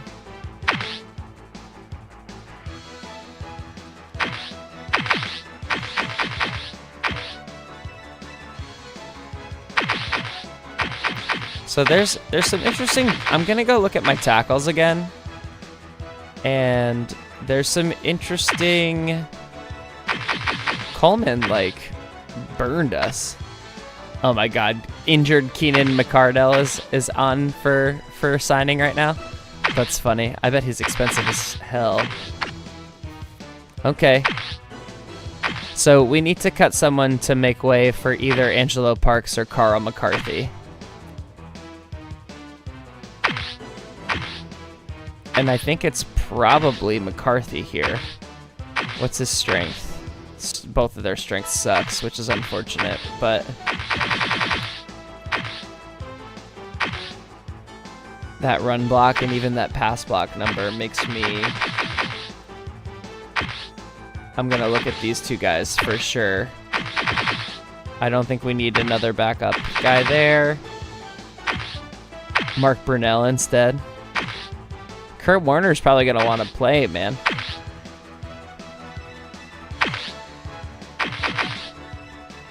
I guess what we would be doing is we would be signing a backup and we would be stashing. All right, let's talk through this because I'm actually not against it. But we can't sign anyone until we cut people. So essentially we'd be putting Montgomery in the third hole. Even though, look at this dude's stats. I do not need to sign Kurt Warner. Sorry, I like maybe Brunell, but like I just don't think I need to do it with. And also, our guys' ratings definitely changed, and I think that's something we need to look at quickly. Because Carson Palmer's now an 89. Montgomery, his pass strength and pass accuracy was not 90 and 87 when this started, so he's actively getting better, which is awesome to see. So both of these guys are better for sure, and honestly, I probably need to do this just to show off where he's at right now. Definitely looking for a lower interception season from our guy this year, which means for me, if we're being totally honest. So yeah, I can't remember if that's... I think Ricky just dropped out of the 90s. So we're starting to potentially see the regression of Ricky, which I intend on keeping him until he retires as a Dolphin. I would like to... I would like to do that, and we'll probably find a way to get our young running backs in the next year or two. I think we're good with these guys. Ironically, I feel like I need to cut Sharp in order to grab this other guy. It would make things easier. So he's definitely... So yeah, our guys' ratings are changing because look at this. Antoine Randall is now an 81. Love to see it. I don't think anyone else really... It looks like Yates got worse. That's crazy. So I'll highlight Chambers, looking for his second consecutive 1,000-year season. He's got a little bit more help now.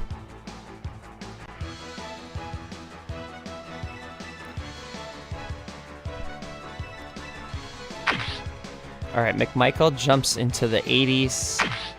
We love that run block from Moss. Lee's run block now looks actually kind of competent, so that's cool too in case guys are getting tired. I could also look at getting rid of McKinney because we really... Oh, and Dixon jumped up to a 90 overall, so I should highlight that. Jeez.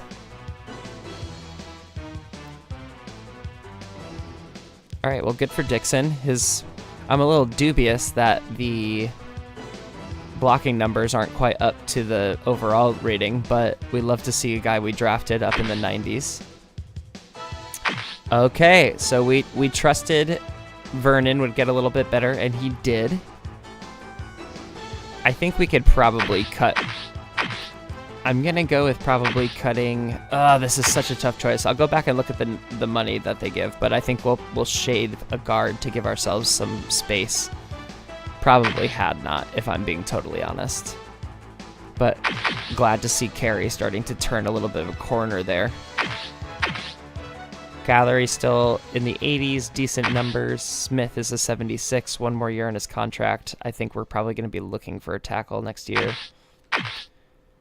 And I think Torres is the guy that we drafted, so we could potentially looking at shaving a guy there as well. Lindo's fine, Turk is fine. So these guys are catching up to one another. I could technically also look at upgrading... Sorry, Dixon.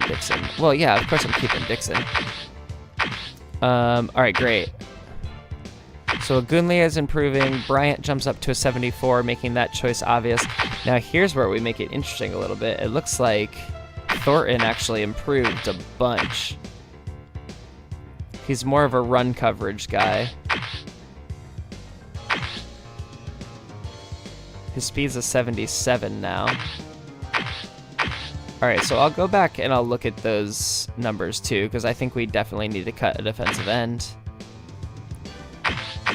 Otherwise, everyone's pretty decent here. Medina jumps up to an 85. I'm excited about him. Zach Thomas, 84. Huff jumps up to a 70, so that's good to see. And look at this. I think he's our only guy in the 90s, but... Peanut Tillman, 92 overall. We're getting him in his peak. We love to see it.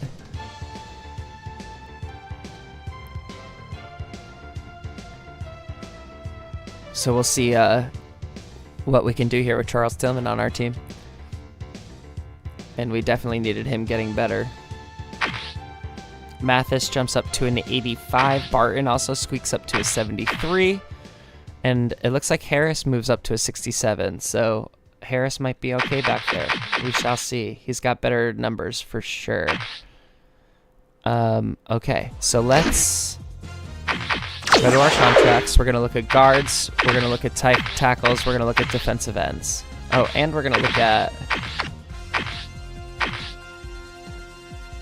All right, so Seth McKinney, I think we put on the trade block.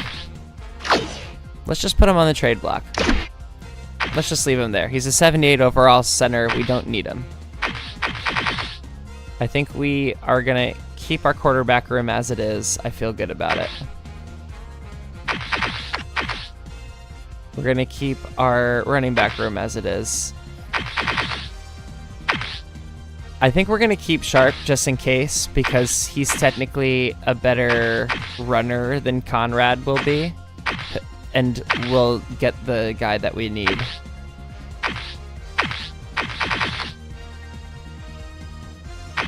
So with Whitley, we save a lot more money. We actually can't cut Hadnot. And I'd actually kind of rather keep him because his pass block is so much better. So Whitley, I think we're going to cut him. And I'm okay with that. Guards don't really get hurt. It saves us nearly 700K. I can do that for sure. So Taylor Whitley, in that last year of his contract, we're going to go ahead and release you to free agency. We're now over 90 million, and we can sign one guy. So Tony Pape, we did not draft. Torres, we did. And Torres's run block has now gotten to a 70, so I think that means we're going to keep Torres, but that only saves us like 100K, so I might sit on that for a second. We've already made one of the moves that we needed to.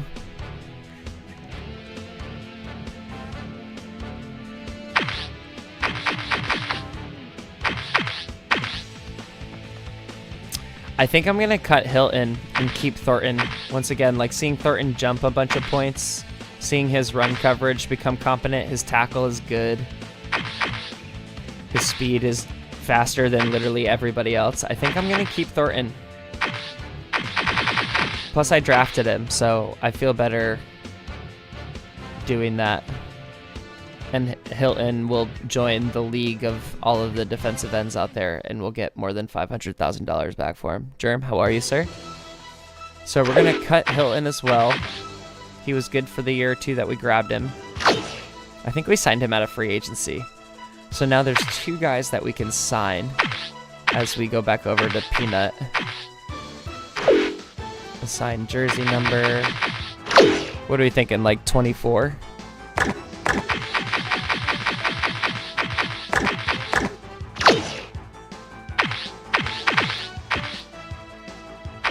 There we go. He's 24 now. Okay, let's go to, I believe fullback was one of the positions we wanted to sign a guy.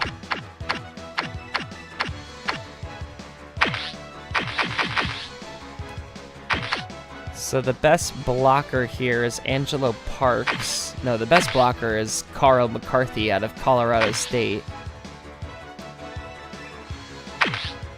Lance Ruiz is also right there behind him, but this run block is nice. 61 speed is fine. Although 72 speed and 78 agility would probably stay in front of Ricky a little bit better. So let's see what he's gonna want. First of all, no way. And I'll give you ascending. And if you prove yourself competent as a blocker, we can talk about it. So that feels good for me. So Angelo Parks, you will have a job. It will be a specific job. And hopefully you will do it well.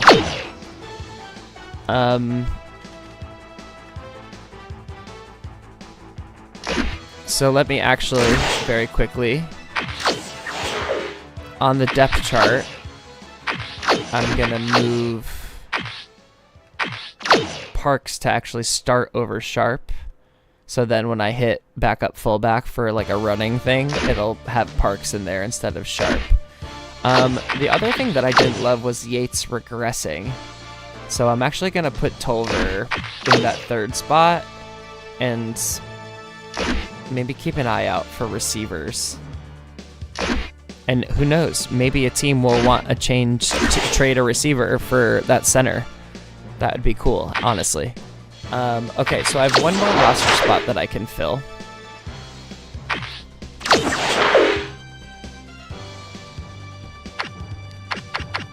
Oh, that's Colorado. This is Colorado State. It's a different one, but I love the enthusiasm. I don't think there are any receivers unless I wanted to like stash Keaton McCardell on my bench. How much would this cost me? Just get the fuck out of here, dude.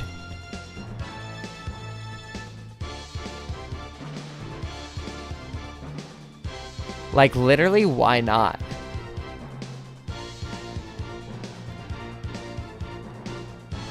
What could his injury I wouldn't find out until after I signed him.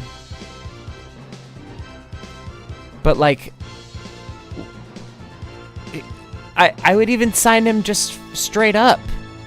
Like, why not? For this cheap? Are you kidding me? Alright, let me come back to that. That would be insane. Free safety didn't do it. Strong safety didn't do it. Oh, it was looking at cornerback, wasn't it? Austin Drake here.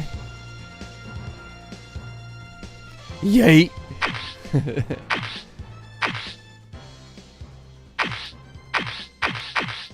That durability isn't great.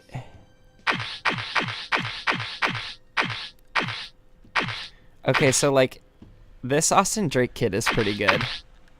I think he's probably the only viable option out of all the cornerbacks, and we could always just sign him and fill the roster spot and see how it goes.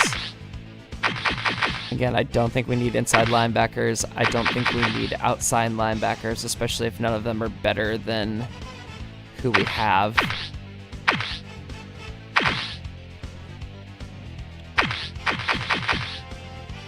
I'd rather keep my rookie defensive tackle. Okay, so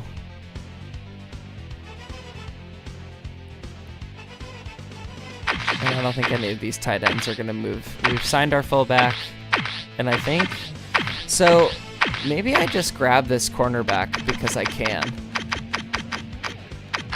What are we looking at right now? He immediately becomes.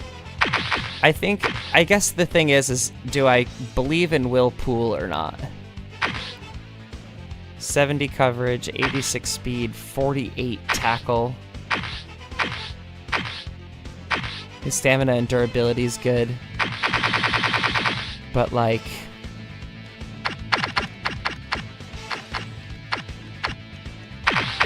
I kind of like this.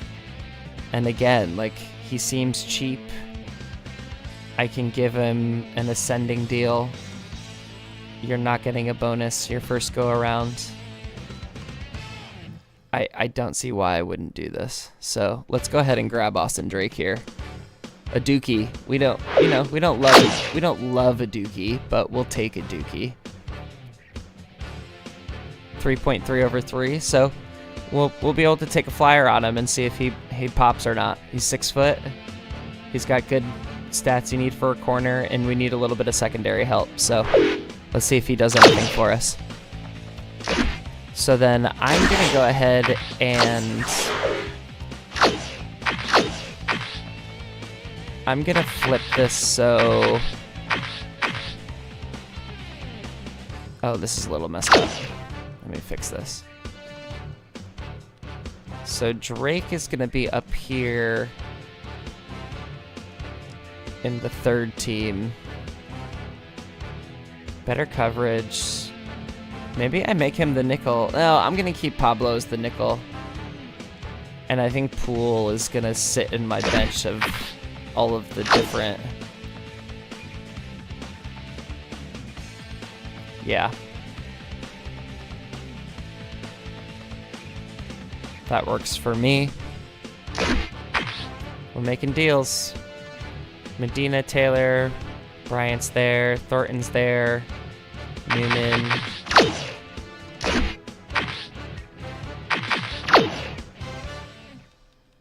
Perfect. Great. Tatum Bell. I'm just gonna make Travis Minor a kick returner along with Tatum Bell, and then Tatum can be the punt returner. Have a 2 running back return team. I like that. I dig that a lot. And then offense, Carson, Ricky. That's all set.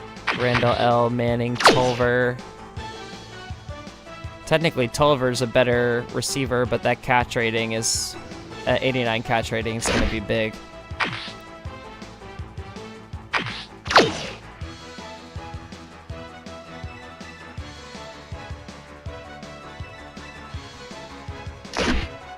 Okay, so we're potentially going to make a trade with that center spot, but I think we can just, I think we can go into it. We got our game against the Colts, the one and only Peyton Manning.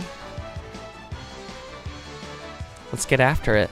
I'm only going to simulate up to the game just to make sure everything is all accurate up till now. Look at us. A tale of two juggernauts going on here.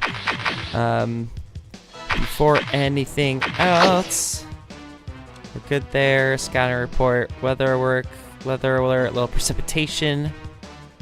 Night, dude. We have no injuries. Love to see it.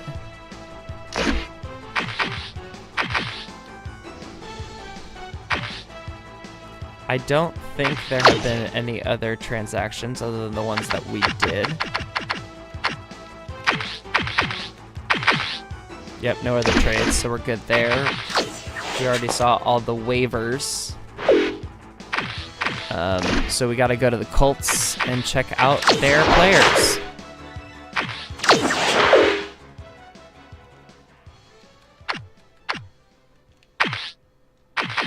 All right, as we were expecting, one Peyton Manning at quarterback had himself, I believe, an MVP season last year, and the simulation numbers are only going to be higher this year, so you have to expect him to do even better, potentially.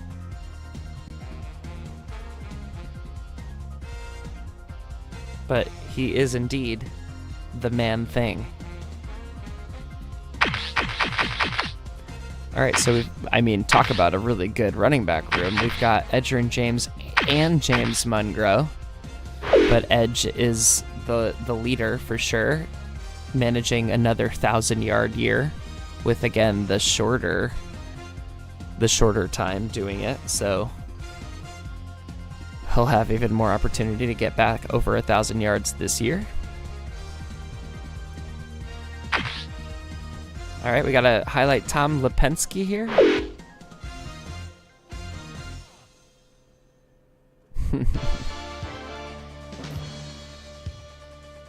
Doesn't look like crazy numbers. He must have a hell of a blocking game. Even though his run blocking is only a 71, but you got to highlight them when they're over that much. All right, so they've got an injury, it looks like, but, they also have Marvin Harrison. The tough thing is that I'm probably going to assign Peanut to Marvin, and I'll assign Reggie to Reggie Wayne, and just let the rest of my guys do it. But even playing man is going to be tough, because I have to pay attention to their running game too. Marcus Pollard and Herrera. Zachary Herrera. What a great generated name. Can't block, can't catch, so don't really know what he's going to be doing out there, but Pollard is good.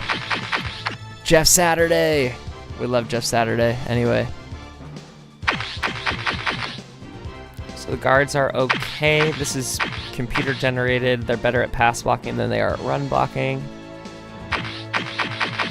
And then we've got Tariq Glenn and, Ryan Diem ended up on this team. So they definitely have way more help at tackle than they do at guard. But it just means it'll be harder for me as Jason Taylor to get my sacks. I'll probably go back and forth between Jason Taylor and Ogunleye. Try and get them like every other sack. Hopefully that works. Yes, sir. All right, heading over to the defensive side of the ball. Larry Triplett is the best defensive end. Daryl Gardner on the other side. Can't forget about Dwight Freeney. Oh, sorry, the defensive tackle. I said defensive end. Dwight Freeney is easily their best defensive end. My goodness. He is what you would consider pretty dang good. 13.5 sacks last year. Not so bad. Nothing to sneeze at. Okay, David Thornton and Gary Brackett. So it's gonna be hard to run, especially with the outside presence that they're gonna have. So we'll have to keep that in mind as we check out Gary Brackett's year last year.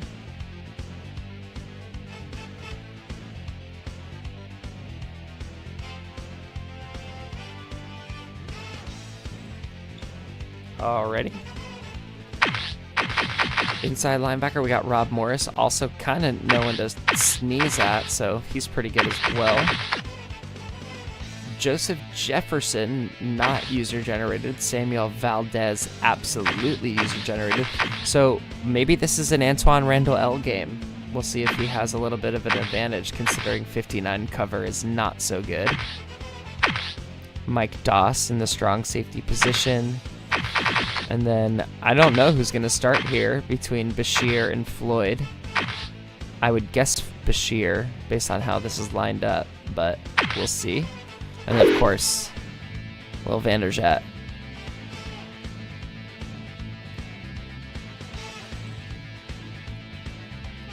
Yeah, I'll probably have to be more on my subbing rotations for... Ooh, Hunter, almost an elite punter. So close, but no cigar. All right, I did see injuries there. So let's go ahead and check out injuries. Also, should I cut a roster spot and sign Keenan McCardle for, like, no money? I feel like we kind of skipped over that.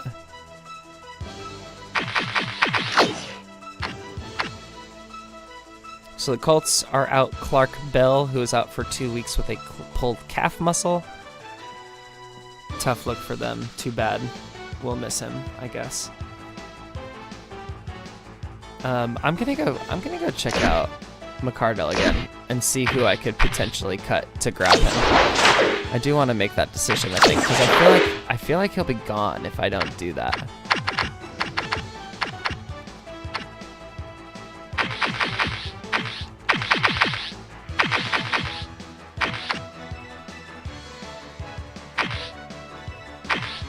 Speed, 7 agility, so he must have had some like catastrophic injury. I wonder if he's out for the season. Sometimes they're just out for like a week. I guess I'll leave it. I will leave it. Alright, so we're at home. We're playing the Colts. They're technically a better team by us, but not by much. And I think we got to go with the orange to start the season off. I think we got to do it. Against a white and blue, I feel like the orange and green is a good alternative to that. So, orange unis are on. Right? Or were these... Yeah, because they weren't even giving the green pants before. So it's not like I need to have the green pants. Let's just rock the orange and greens.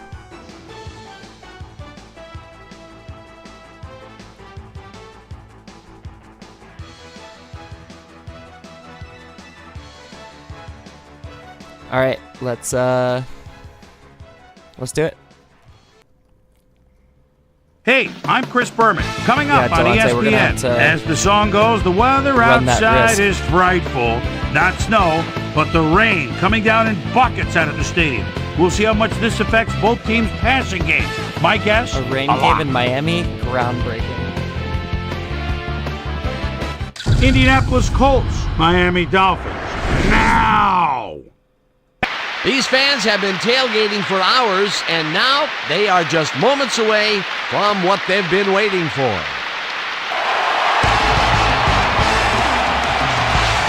Hello, I'm Dan Stevens, and welcome to Pro Player Stadium. Peter O'Keefe is next to me in the booth, and Peter, we've got a couple of offensive powerhouses down on the field. No doubt about it, Dan. We could be in for a high-scoring game today. Carson Palmer is one of the bigger quarterbacks in the league, and that allows him to see the field and to shrug off some would-be tacklers in the backfield. I'll tell you what, Dan, his teammate isn't too shabby either. Ricky Williams is your prototypical power back. We're He's coming big, off of that heavy, MVP and would rather run right over you than go around you. A talented duo to be certain. They just might make the difference out there. Okay, Peter, we'll see how they do once the game begins, but first, the toss of the coin. Also, I don't know if the person who said it is in the chat, but I'm definitely going to be changing the name of the Buccaneers franchise to probably just franchise, since it is very much so not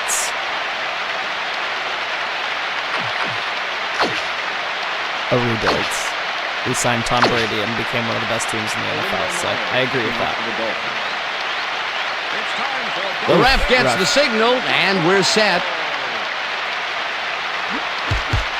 Murray kicks it off to begin the game. Okay. Monroe fields the opening kickoff at the 14. Tackled at the 35. The weather is a factor, and ESPN's very own Susie Colbert has some information for us. Susie. Thanks, Dan. It doesn't rain much harder than this, Dan. This deluge is turning the grass into mud, and the players' cleats are... Wait, hold on. Sorry, I would have loved to have kept that, but it's too late. I did it. I want defensive matchup. I want...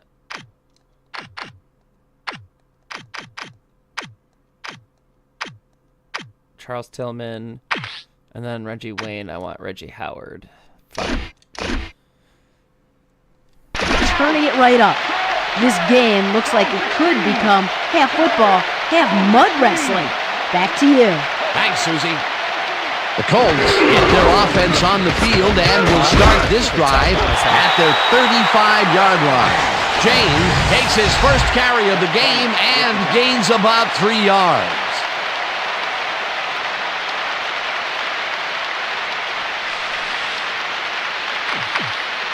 Come out with a nickel. We'll give a man-to-man a look. Second and 7. Ball at the Colts, 38-yard line.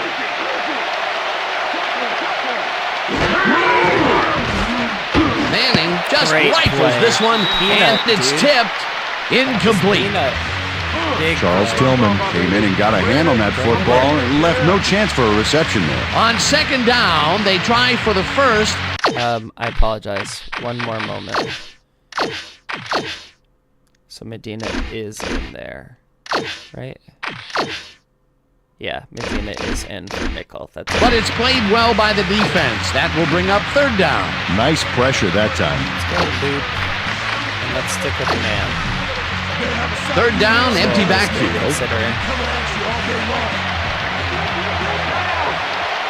Yeah, I need Jason to do some work here.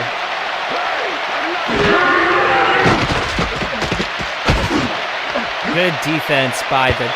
Drake kicks it away on the coverage, incomplete. That will bring up fourth down. Drake couldn't have read that play any better if it was tattooed on the inside of his helmet. Well, the D holds tight on third and long and forces an incompletion. That was a good call by the defensive coordinator. Oh, it sure was. Perfect D for that situation. And it will bring up fourth down. Smith lines up to punt after the 3 and out. All right, we got some room. Smith gets the ball and pummels this one deep. Then fields the deep punt at the 13. Tackled at the 28. Tatum Bell returned for a few there, but after that gigantic punt, it was like tearing a single page out of War and Peace.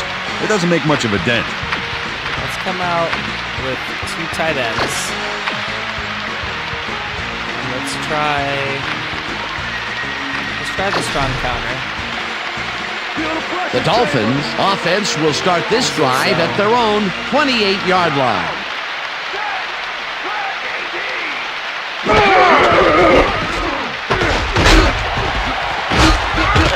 I was super lucky to even just lose one. That was Mike Doss targeted the ball carrier early and didn't even let him get back to the line of scrimmage. They put a stop to this play behind the line of scrimmage. Pretty good call by the defensive coordinator. Agreed, Dan. They had it all locked up there. That will bring up second down.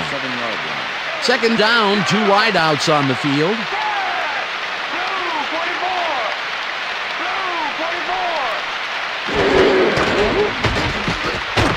Palmer fires this one over the middle, and it's caught at the 34, and he's stopped right there.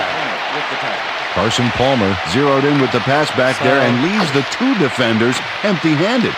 What ball placement. Nice gain, and that puts them in a very convertible third down situation. I think Dan, my last convertible was a 72 Nova. You know, Peter, it's no wonder you were a lineman. How we doing? With a step. I got the pass interference. Harper hammers the receiver and forces him to drop the ball. Incomplete. I'll take it. Pass interference, number 25, defense. Let's go. The ball is placed at the spot of the foul. I wonder if I had Chambers Nicholas over Harper there. gets a little too physical with his man here, as you can see. He gets the flag for it, too. Yeah, that's a good pass interference call. He was all over that receiver. Ironically, I think I had Moss more wide open, but I don't typically throw it to Moss. But hey, I'll take it. All right, so now I want to sub the fullback, so now Parks is in. And I'm going to just let Parks take me for a little weak fan ISO here. See how that... First and 10. See that high rating works. Alright, throw me a block. Yes, sir. Cruises Yes, out to the left side and rambles for about 5. Okay. Ricky Williams has some big numbers. 5'10", 226. Man, that's a lot of running back. The defenders who try to tackle him find out just how much real quick. That was pretty nice. Let's give Travis a run.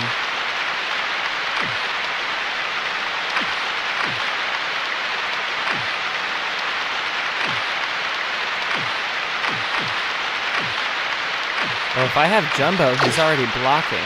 Let's go back to it. Yeah, Parks is Second in if I'm down in from the Jumbo. eye. Brilliant. I need to snap this ball. Can we go?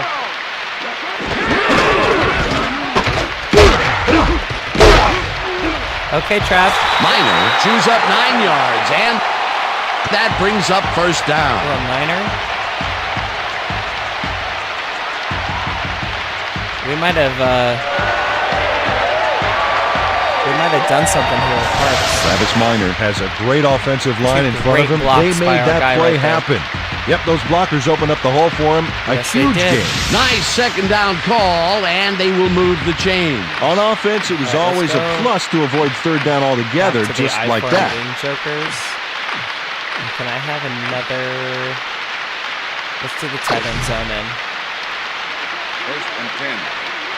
Ball at the This is zone again. And they're sitting deep. I might check down to Moss. Palmer throws a bullet to the flat. Oh, you don't want to break it's that? It's caught at the 32. pass complete. Brought down at the 28. With the tackle. All right. Let's throw again.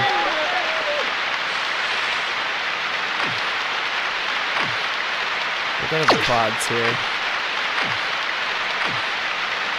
Let's go for Dolphin Flood. I want Randall L on the out route. Second and 8. Ball at the 28-yard line. I think this is zone again, but I might be going to Tulver.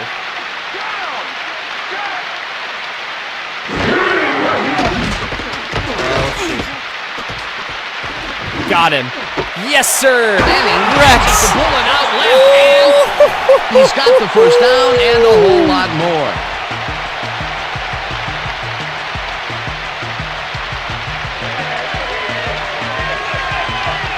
Dude. Manning faces double coverage on this play, but still comes out with the ball. Nice throw and nice catch. Let's take a look. They had him covered well, but he was still able to make the catch. Magayo was doing That's a over great the middle of the receiver. field. A beautiful pickup, Peter. Everyone on the offense is happy about that play. Definitely. Great call by the offensive coordinator. And it will be a first down. First down, and this is the 7th play of the drive. I wonder if... Ground or air threat here. Let's see what they do, Dan. Chambers goes in motion. He goes all the way. All right, you can go back.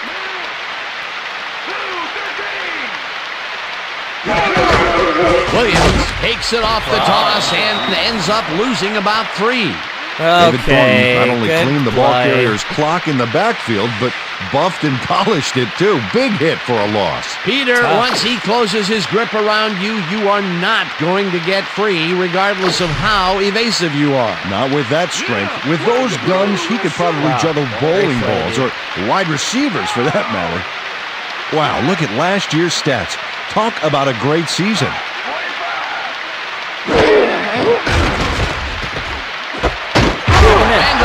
Is that not it? And that's a gain of 7 on the play. Antoine Randall had a man playing him close back there, but he made a great move to get the catch. A great job to move the ball and get themselves into a 3rd and short situation. This is a critical play for this drive. Yeah, now Dan, they can just fall forward and make the play. Sounds easy, simple. Peter, but we'll see if they can pull it off.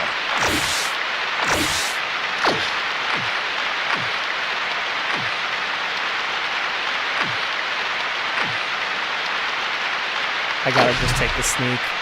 I can't believe the first rushing touchdown is gonna be Carson.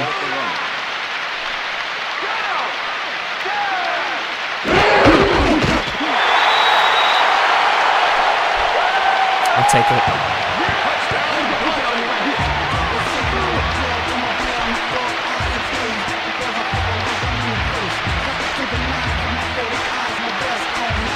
I will take it. Dan, this is a nice little run here. A good job of slicing through the deep and picking up the yards that he needed. I love to see fight like that on those shorter plays. Well, don't lie, I suppose. That's the first time he's seen the end zone, and you know it was going to happen sooner or later. Oh, he expects to have something under that TD stat at the end of every game.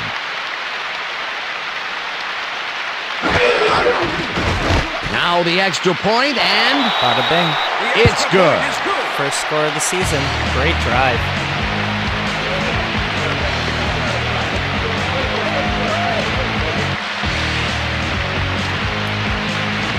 All right, a little better kick this time, maybe. There's the signal, and we're ready. A little better. Mare rockets this one deep. Still gonna return, probably. Mungro decides to take it out of the end zone. Breaks free. Okay. Stopped at the 22.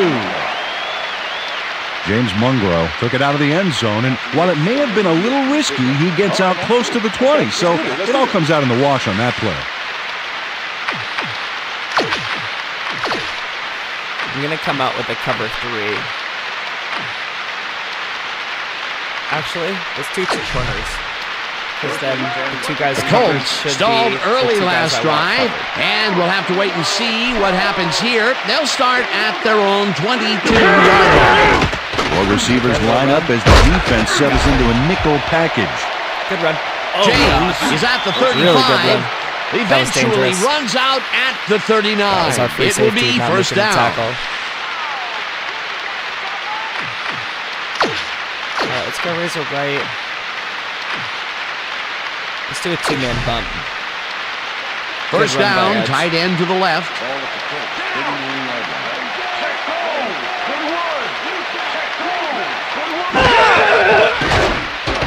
Oh, somebody get him, please. Slides down at the 47. Tough. Peyton Manning decided at the last moment to scramble back there, and it worked out. Let's pinch it. Let's go with the soft blitz. You look real tired, man. I can get back if you have to come in front of me. Pollard goes in motion.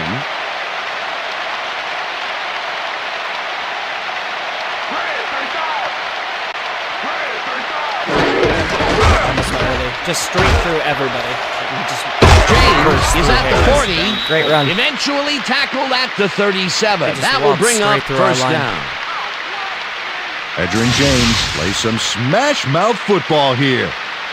Bam! What a punishing shoulder charge. Those were some nifty moves to get free. In that matchup, he doesn't even need to dig down that deep to pull it off. Let's go with soft. First and 10.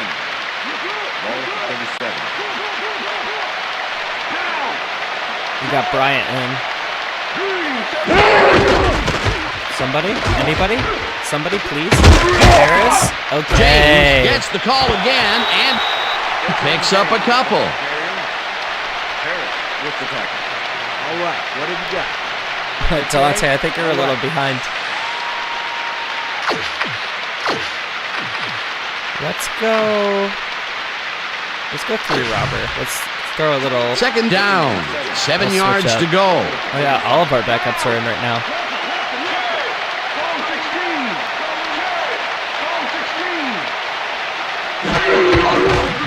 Monroe gets the nice handoff. hit. Searches for a hole. Bowens, nice Tackled hit. hard at the 34.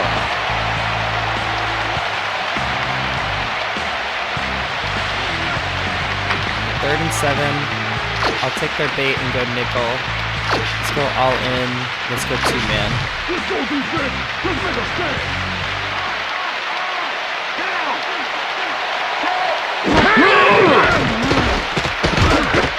Somebody. Yes, it was me. Taylor sacks him way back at the 39. Right, we Fourth got that down sack. coming up.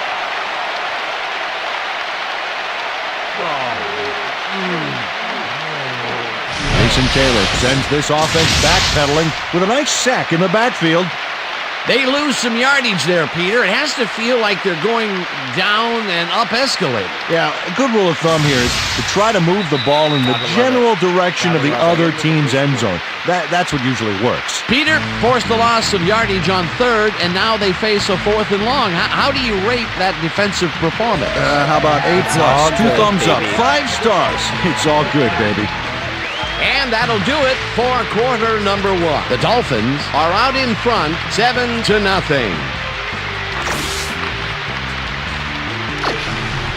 All right, Tatum. Smith lines up for the punt. Block. That's done.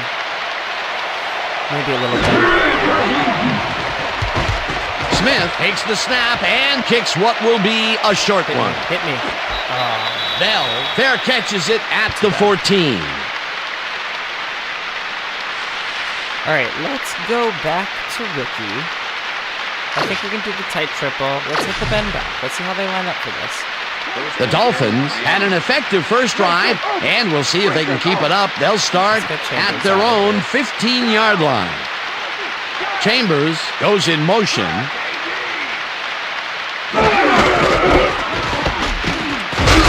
Oh, wow. Williams gains 5 on the play, and close. that will bring up 2nd down. That was 1 block away from being gone with the wind.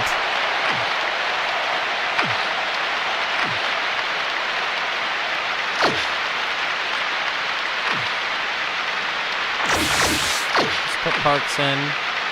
Let's go weak power O. 2nd and 5. I'm gonna, not only am I gonna stick with this, I'm gonna move you over. Sure, shade to your left. Throw your blocks. Williams takes it across the line of scrimmage and Stiff heads arm. wide That's a good left. run. Chased Great down run by at the Ricky. 33. First down. The blocking by that fullback This is a night and great day. run, Dan. Like, Look at the yards he chews look up. at him going out. Peter, he had a great he jump didn't off the technically line. get the He block, was in but he's 5th gear pursuing before the correct defense block. could even react. Motored for some That was a easy huge run yards. for A Ricky. well-designed Let's get him play out. there, Peter, and they will move the chain. Great Go all in. execution. And let's do the zone run.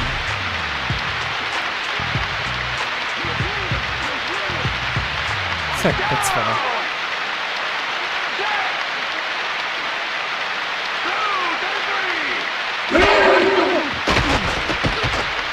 Palmer throws a bullet to the flat, and it's caught at the 32. Breaks the tackle. Dude, Travis is sick. Finally stopped at the 47. That will bring up first down. Great job by him.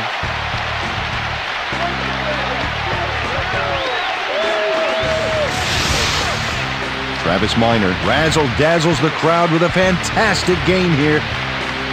I mean, you That can't juke coach that. set 2 He of ran them all the away. way into That the was awesome. highlight reel. A nice run after the catch, and that's what they expect from him. Heck, that's his job description.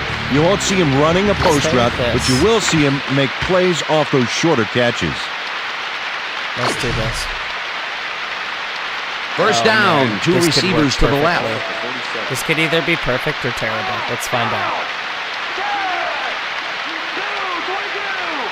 Hey man, good call by you, Delonte, honestly. Oh, we got it off.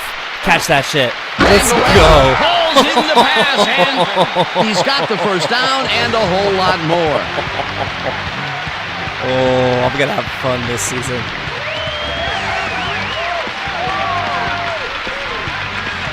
I mean, it was good timing. Made a nice throw there. Got it right past the defender. And Peter, if you were looking at this matchup on paper, you'd figure that this would have gone the other way. You betcha. He's given away a few.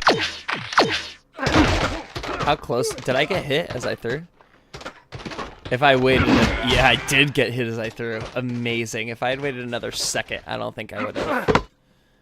I want the Randall L, I think. Let me grab this.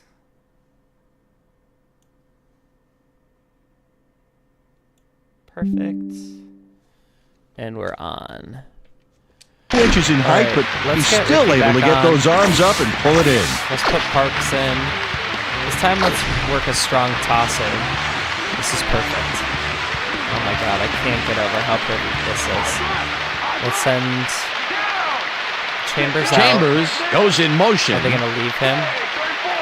That's okay. That's okay. That's exactly what I wanted. Go, Ricky.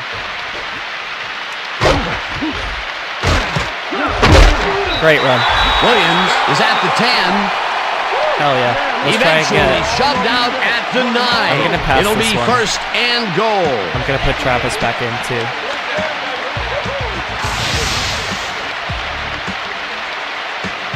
Ricky Williams gets aggressive here. Ow, nice stiff arm. He won that feat of strength, and it allowed him to escape for more yards. A little surprising, too, Dan. He was matched up against a stronger defender.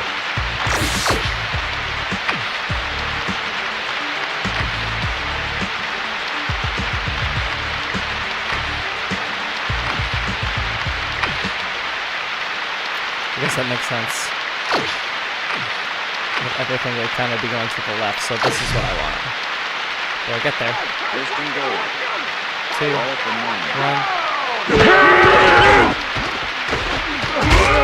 Oh, come on. Brackett gets the sack way back at the 16. That was my fault. Gary Brackett comes in untouched on this play and just wallops the quarterback. I was trying to dump it off to Travis. Did they just give up? Oh, that quarterback's going to be pointing fingers on that one. The defensive design worked flawlessly, and the refs will spot the ball well behind the original line of scrimmage. What a way to derail a series from the onset. Second and long ahead.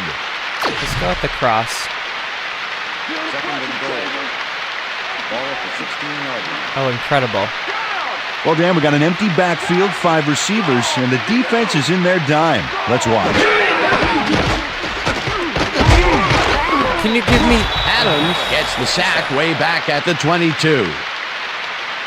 That was a bad block. Sam Adams sends this offense backpedaling with a nice sack in the backfield.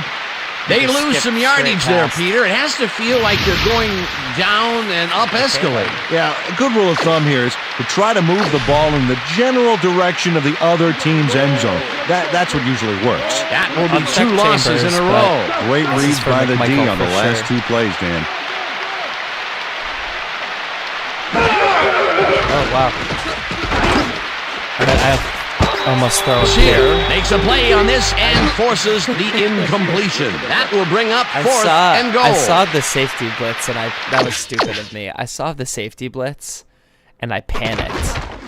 And I should have known that meant that he was going to be wide open by himself over on that right side. So that's my fault. 100%. Idris Bashir swatted that one away cleanly. The receiver didn't have a prayer in getting that one. The defense prevents them from closing the gap and forces the incompletion. Nothing doing on that play, Peter. Well, they were just trying to get some yards out of it, not necessarily the first. And now they face a 4th down. 4th down, and the field goal unit is on the field. It's no good. It bounced off the upright and then out. Okay. Alindo Mare doinks the upright here. Let's watch this again. Well, sure, Dan, it's a little embarrassing, but isn't that what instant replay is all about? A player screws up, and it's our ratings grabber.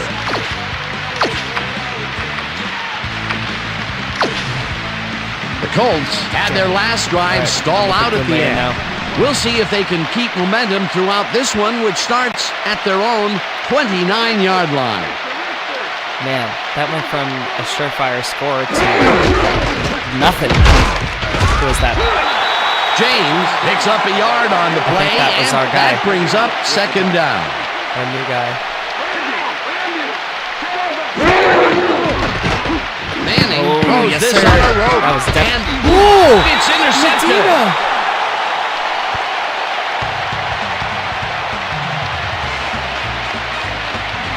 Get out of here. Medina is able to catch the ball in these rainy conditions. He's playing for the defense, people. That rain is really rewriting the playbook out there today. And that time Did that seriously not touch the ground? So Medina was the one who tipped it. So good job by Medina. Keeping the ball, both of the guys, keeping it out of Reggie Wayne's hands. Because that's Reggie freaking... Or no, that's Pollard. Never mind. So it just hits his... Are we saying that this hit his foot? Is that what we're saying? And then it also hit his foot again? And then he caught it? I don't think so. I don't... he was the big winner. Boy, that was a heads-up play to come away with his first interception of the game. Yeah, you got to love D like that. We're not sticking with The this. Dolphins are looking for some separation before half and will start this drive at the 37-yard line. Of course. Cowards. Cowards. All right, well then I'm going to do my run if you're going to bonk out of that.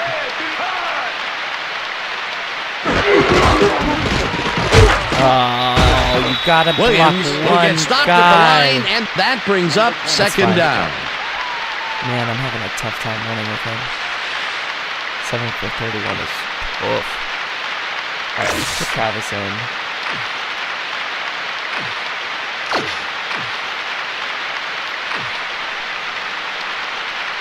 Let's hit that snap and go. Second down with the tight end right. Probably going to be Chambers. But I want to see what the safety does.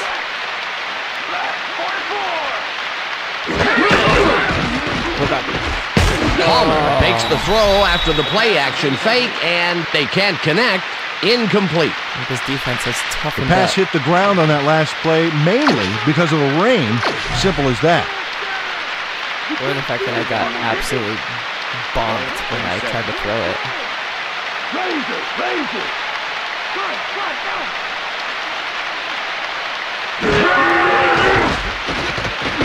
Oh, yeah.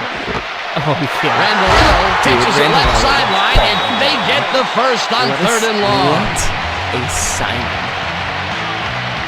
Antoine Randall fights for every inch of turf he can get. Watch here as he makes the catch. Right there, and then he runs for a few more. Classic overachiever, not unlike myself. They've been having some real success by keeping him on the left side of the field, Peter. Yeah, and that's because of the great routes he's been running. And we'll go with the toss.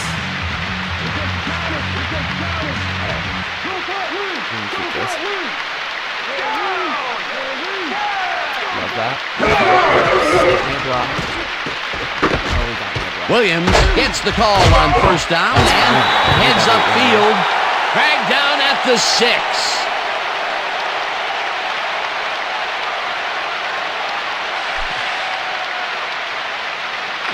Alright, let's jump up. Oh. That's great. Let's jump back up on this side and just run the ISO this time. And Second down, 2 tight ends in the game.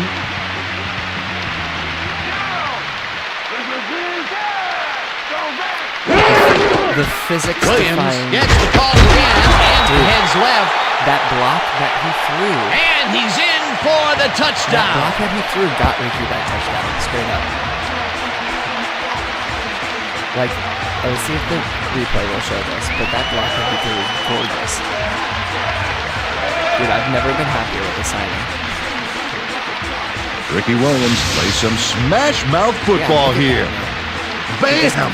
What a punishing shoulder charge. He gets the touchdown, Peter, and that was a very nice play. Definitely. Oh, wait, hold on. So, like, Parks just, look at just this hole that he just opens up for us. Oh, it's so gorgeous.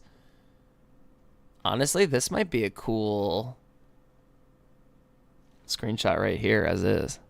I kind of like that. Give Parks little love. Oh, did you figure out that the cushions are good, Raleigh? Good for you. Yeah, dude, we're really like... We realized that's something we needed, and we got out there and got it.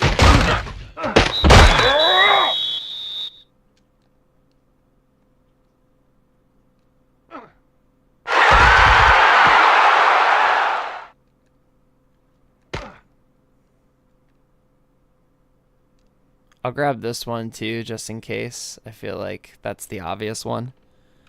And then we're probably good for screenshots for this game. Plus, I need one for the new Season 3 template.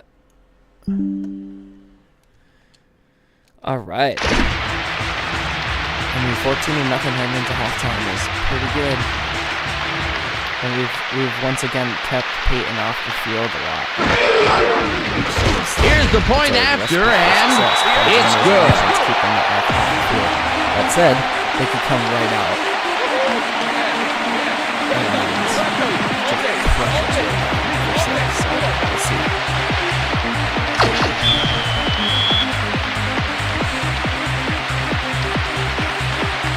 There's the signal, and we're ready. Mare kicks it off. Let's get this guy tackling.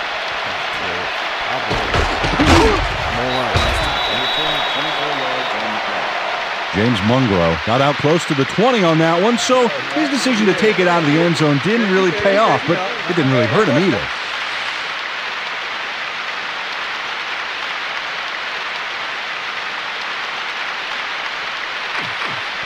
Do the nickel. I feel like they're going to start throwing a lot. So the Colts can climb back into it with a score before half here. They will start this drive at their own 25-yard line.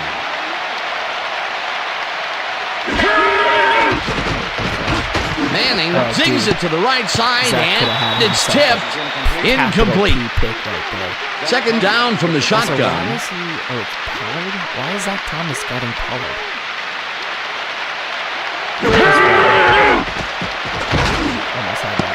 Wow. Wayne didn't haul that one in, and it falls incomplete. Are they going to give us another chance?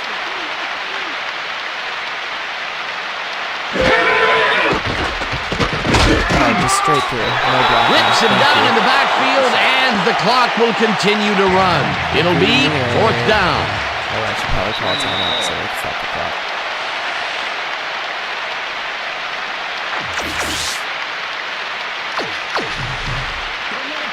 Smith lines up deep in his own territory to punt it away. Make the return.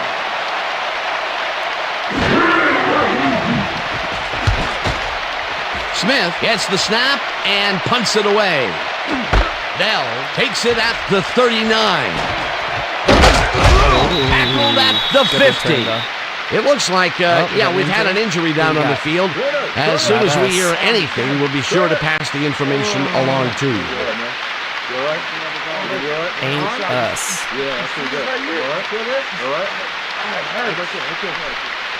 Alright, so we're in midfield, and we have a minute and a half with 2 timeouts. So, let's come out trips. Let's hit the drag with Tolver. The Dolphins come out on offense and are well ahead. They have yet another shot to score and start this drive at their 50-yard line. Palmer fires this one over the middle, and it's complete at the 43. Hunted down at the 37. Pass interference, number 96, defense. Interesting. I'm going to decline that. The penalty is declined. But I think that means I got a free timeout. Great catch by Tolver. Let's go out pair slot. And let's go with the X out, or the Z out. First down, one man back. Man.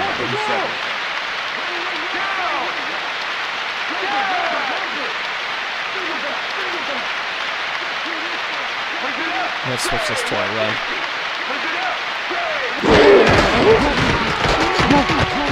Williams dodges this one way out right and picks up a couple. Wow, good job. I don't need to look at that now. Let's go to the doubles. Let's do the speed out. Feel the pressure, Chambers. Another zone, I think.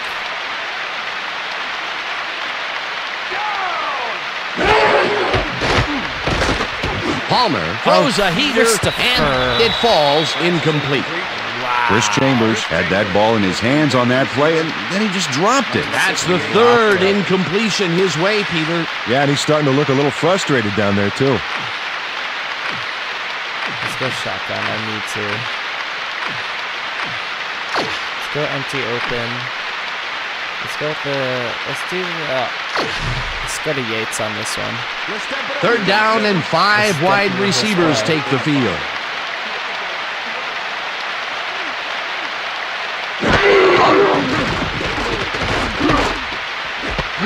Yates catches the heater left sideline, and they get the first on 3rd and long. I gotta call timeout. The Dolphins will take a timeout. That's their second. All right, one more to go.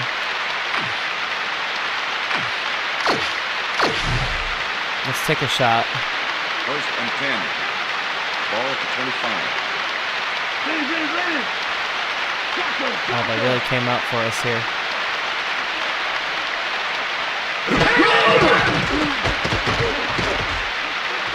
Wide open. Palmer gets over the arm into this pass, and it's Probably complete for a first down and a whole lot more.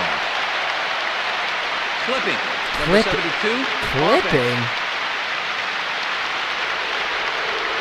15-yard penalty.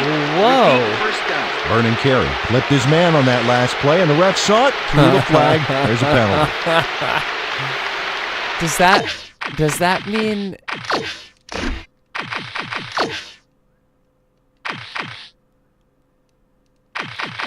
He has 82 yards. I lost 50 yards on that play. Cool.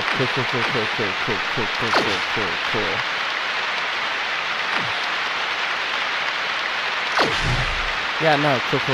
First down, 3 wideouts in the game. Ball at the 40-yard line.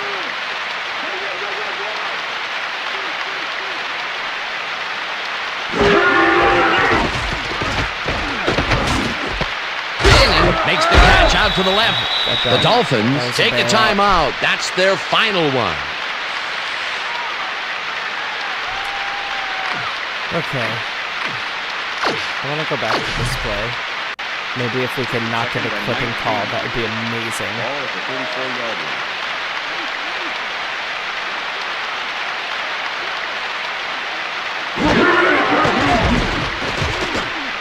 Palmer throws a bullet to the flat, and it is not reeled in. Incomplete. Ricky Williams had some room on the fringes there, but couldn't reel in the pass. A rare incompletion. And the defense sighed a sigh of relief. But it's only the second quarter, Dan. The D has to hang tough. Ball at the 34-yard line. This is I'm just trying to get into field goal range, really. So we'll go to my guy. No! Thornton tips it away on the coverage. Incomplete. It'll be 4th down. Crazy David defense. Thornton came in and got a hand on that football and left no chance for a reception. All right, The defense prevents them from closing the gap and forces the incompletion. Nothing doing on that play, Peter. Well, they were just trying to get some yards out of it, not necessarily the first. And now they face a 4th down. 4th down. 19 yards to go. Oh, I'll hit this one, though. Murray Give me all three launches of the those. 51-yard attempt, and this one is up and in. Don't ask me how, I don't know. Minus 54 yards. Lindo Murray really gets the whole ball here, and he needed it. Watch. That's a powerful kick for 3 points, my friend. When he needs to, he can boot that thing. The field goal will extend their lead some here in the first half. It's still early, but the momentum is definitely behind them now. The ref gets the signal, and we're set. Mare booms a beauty here. Runs out for a touchback.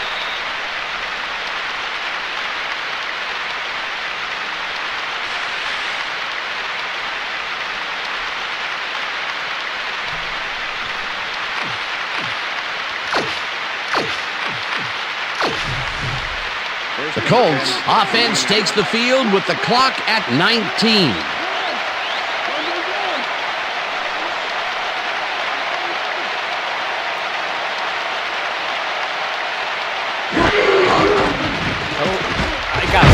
Yeah, gets the sack, and the clock continues to run. Jason Taylor forced the offense back a few yards with a terrific sack in the backfield back there. Peter, he has put the hurt on the quarterback in this contest. You got that right. So far, he's got 2 tackles and 2 sacks. Yes, sir. That totally faked me out. 2nd down and 4 wideouts in the game.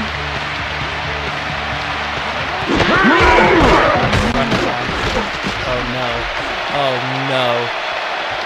James is at the 30. Wow, finally gets out of bounds at the 34. Edgerrin James works it to the outside and gets a huge gain. That's a great play, great execution. Let's have another look. Yep, got past the marker and eventually runs out of bounds. What a run, Peter, and his numbers are adding up. Adding up to one big number. Up to now, he's got 58 yards on 6 carries. And that'll do it for the first half of this one. The Dolphins in command of this one, 17-0.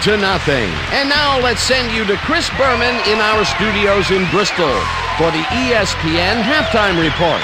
Boomer?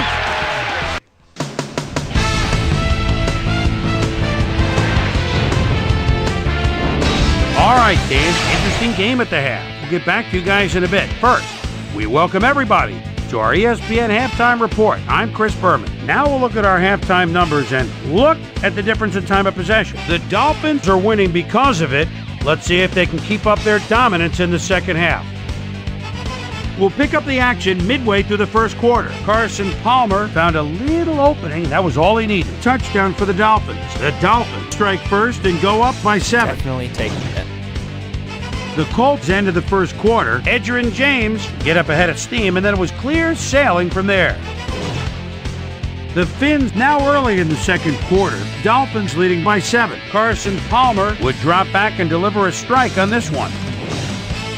The Colts middle of the second. Medina was in the right place at the right time, as his interception was a possible momentum shifter. Colts losing 7-0. I'm so mad that negative. Ricky Williams was able to make things pay off on the ground. A 6-yard touchdown for the Dolphins. The Dolphins now up by 14.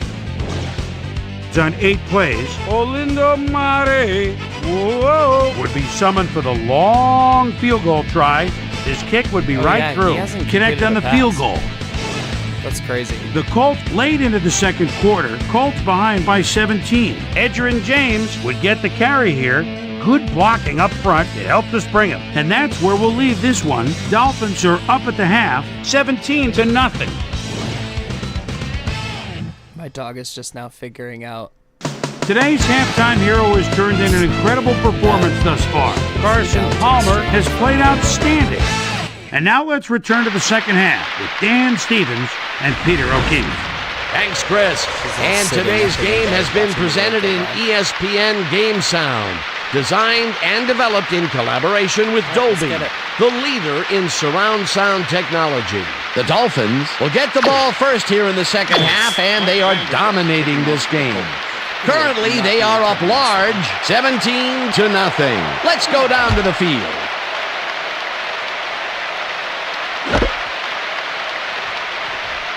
Bell downs this in the end zone for a touchback. We have been quite...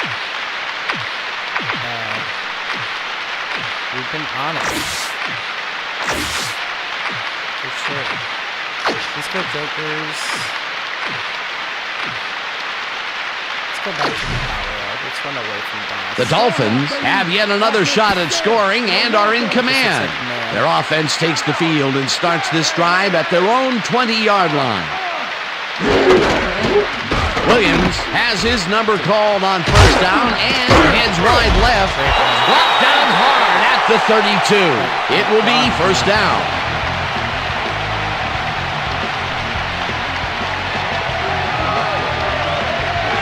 Ricky Williams finds the hole on this one and gains some good yardage. Wow, great blocking on that play. Huge block.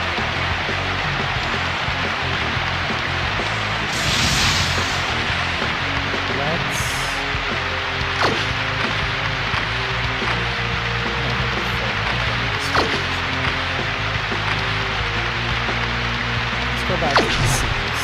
Honestly, I like this. Oh, look at those numbers. That's how to get it done on the ground.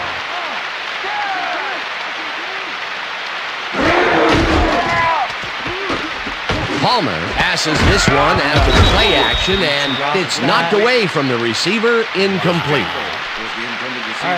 Walsh had to leave the field earlier in the game, and now Susie Kalber has a report. Susie? Thank you, Dan. I just talked to the trainers, and they said that he tore his bicep. They're icing the injury in an effort to ease the pain, but it doesn't seem to be that effective. The official word on his return, doubtful. Back to you, fellas. Thanks, Susie. Just going to take the strong ISO here. Looks like a man again. Parks needs to get me a block on somebody. I got swallowed up there. Gardner tackles him behind the line of scrimmage. Darrell Gardner targeted the ball carrier early and didn't even let him get back to the line of scrimmage. That's his second tackle so far. Just going to take double cross under. Man. Which means Yates is going to have a mismatch. What is Yates? X?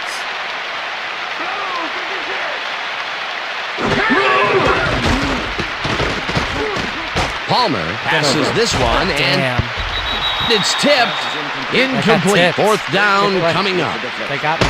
David Thornton couldn't have read that play any better if it was tattooed on the inside of his helmet. That's his third batted ball. And he is doing his part, that is for sure. Nice to see aggressive I D don't like want to that, talk Dan. about it too much, but I had... Turk gets ready to punt this away. I had Chambers wide open on that.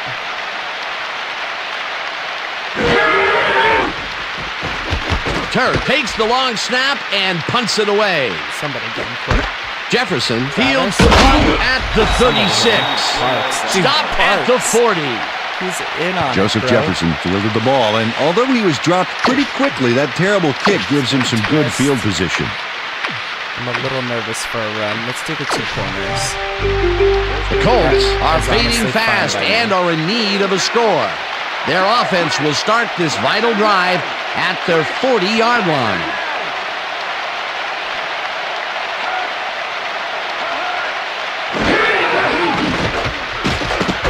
Manning throws a bullet to the flat, and it's complete at the 41. Breaks free. Wow. Tom Lipinski added a little bonus track onto that album with a nice move to get a few more yards. What a play. A nice run after the catch, and that's what they expect from him. Heck, that's his job description. You won't see him running a post route, but you will see him make plays off those shorter catches. Get him closer.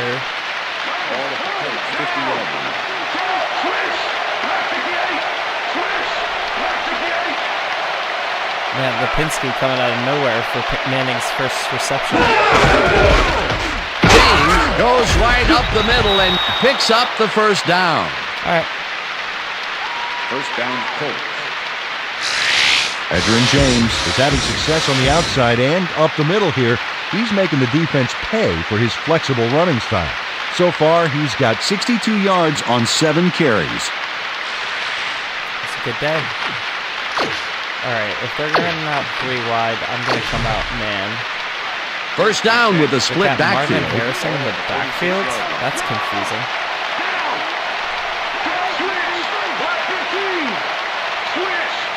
I think you're talking about Agunlier. Unless I'm missing him coming in as the sub. Manning throws a beauty to the right side. And it's into complete for the first down and a whole lot more. All right, the Colts are doing things. Peyton Manning launches this one perfectly, and the D was nowhere to be found. You got Mathis that right. was Missed literally coverage looking all at the other around. end of That's the right, field. Dan. My 6-year-old could have covered that pass better. A beautiful pickup, Peter. Everyone on the offense is happy about that play. Definitely. Great call by the offensive coordinator. And it will be a first down. I don't love that. Let's go to the 2-man. Somebody get him, please. So many guys. Harrison catches the bullet out left and is well past the markers for a first down. Marvin Harrison makes the catch here with 3 defenders on his tail. I'll tell you, I was not expecting that pass at all. I wonder if he knew it was coming. Yeah, Peter, I think you could argue that throw probably should never have been made. It was very risky, but it did work out. Yeah, it's all about staying focused and believing in your teammates. Definitely a slow start, but he's finally got a completion, and maybe now, Peter, he has time to make his mark on the game. Well, where was he in the first half, Dan? Because I didn't notice him on the field at all. James takes it for his 8th carry and runs into traffic. Tackled at the 4. Great tackle by Zach.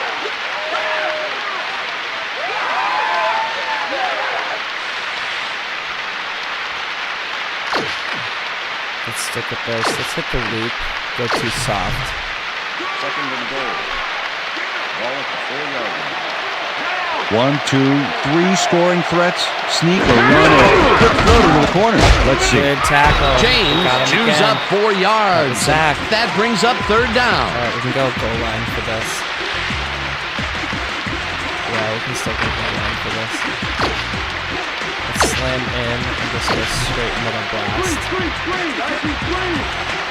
Spread out.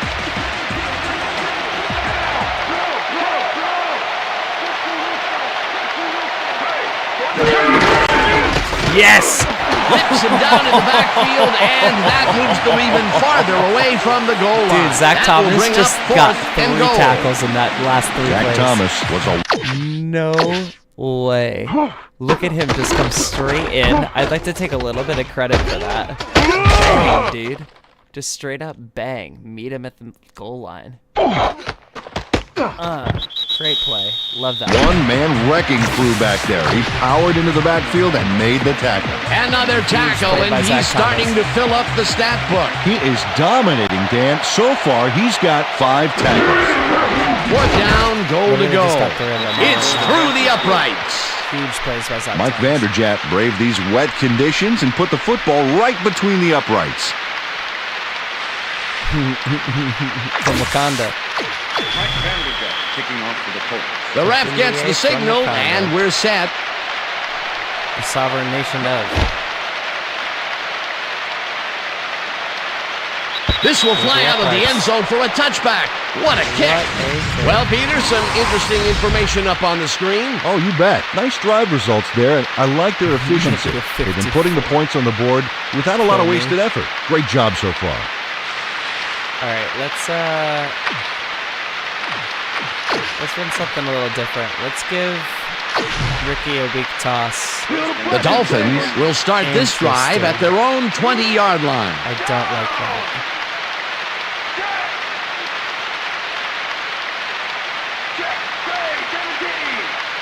Whoa. So they go... Oh my god, I'm so confused by everything happening right now.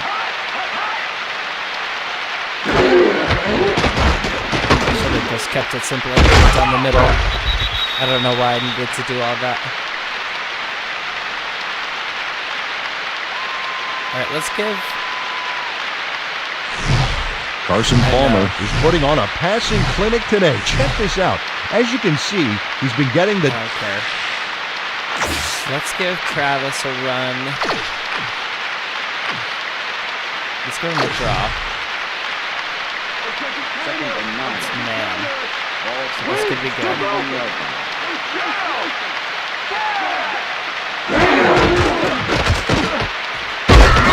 Carries this one off to the right and picks up a couple. 3-yard gain. With the tackle. 2-yard gain. All right, then.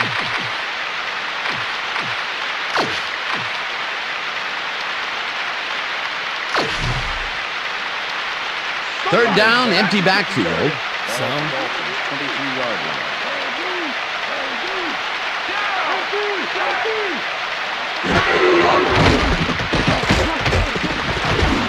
oh, This one will fall incomplete. That will bring up fourth down. J.R. Tolver tried to snag that one across the middle, but it doesn't happen. Peter, in third down situations, they have not been successful at all with the pass. This play was more proof. Boy, third is such a crucial down, Dan. And when you don't convert, it really hurts. Turt lines up to punt after the 3 and out. Turt takes the snap and punts it away. Good field position. Jefferson fair catches it at the 44. All right, this game is far from over. Oops, sorry, I just hit the microphone with my hat. All right, we'll come out 4-3. Big pinch. We'll go soft zone. The Colts offense takes the field, and they will start at their 45-yard line.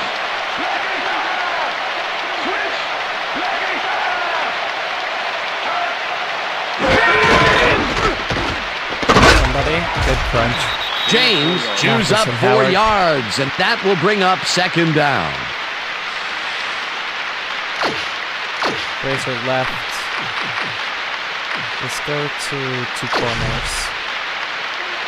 Second down, just a single receiver on the field.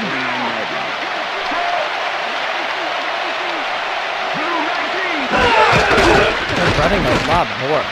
James has his number called on second down and picks up the first down. I wish Medina was getting more involved too. Good first Edwin down by James James. taking it up the middle and battling that defense head on. And you know what, Dan? He's winning that battle. Look at the numbers here. So far, he's got 78 yards on 12 carries. Just under 2 hours.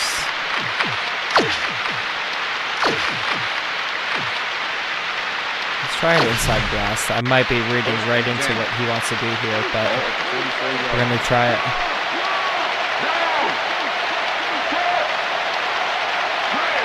I'm super excited with how it turned out. Very, very happy. Wow, yeah, wow. Harrison catches it over the middle and is well past the markers for a first down. My part. Marvin Harrison is all by himself, and he'll take advantage of it. Easy catch. Yeah, so much time. Marvin Harrison. Medina got the tackle, I guess.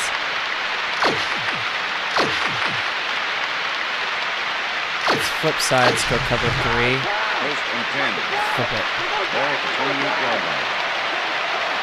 Fulton's in, Bryant's in. Let's go with Bryant, I guess. So let's go Big Perk. Who's the pass rusher? Oh, get him! Manning oh my God, I this thought I one had over it. the middle, and it's tipped. Incomplete. Reed managed to disrupt things. He got in there and he smacked that pass away. Great D. That is their 4th batted ball. Tell you, we've seen a number of good defensive plays from this squad. We sure have. We'll see if they can keep it up, though. Second down, 2 tight ends in the game.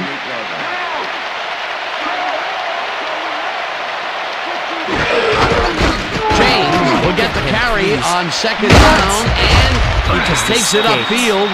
That was an escape Dragged down job at the 21.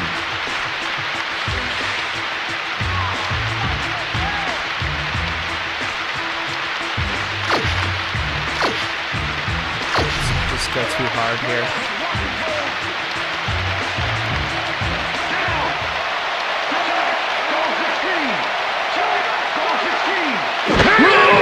Oh, you passed that one.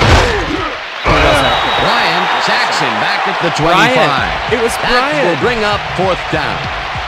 Bryant comes in untouched on this play and just wallops the quarterback. Where was the O-line, Dan? Did they just give up?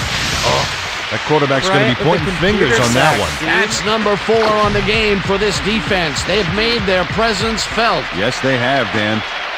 4th down, and the field goal unit is on the field. Vanderjagt with the 42-yard attempt, and it's good. Awesome. I'll take it, man. We're playing defense. Mike Vanderjagt knocks through a good-sized kick. Watch here. Nowhere close to his max, but he's obviously still very pleased to pull it off. Probably won't return this one. There's the signal, and we're ready.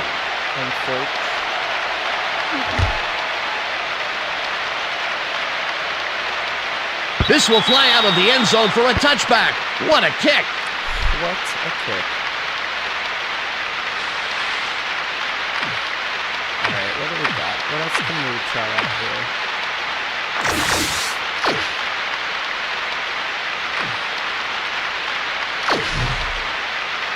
Look out of the corner like The Dolphins have had some trouble moving the ball recently. We'll see what they do on this drive as they start at their own 20-yard line. Williams gets the handoff and heads out right. Brought down at the 21. We got to get some life back in the run game, though.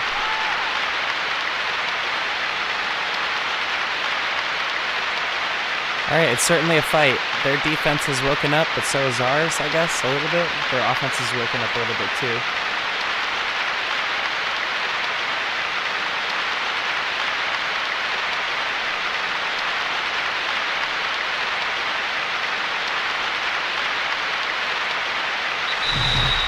And that'll do it for the third quarter. The Dolphins enjoying the lead, 17-6.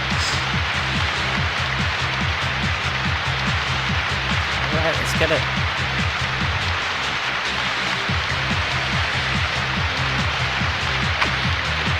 Let's try. Let's actually stick with this. Let's go with the twins. And let's hit Chambers on the cross out. Yeah, Jefferson, he's technically got the better corner on it, but that might be okay.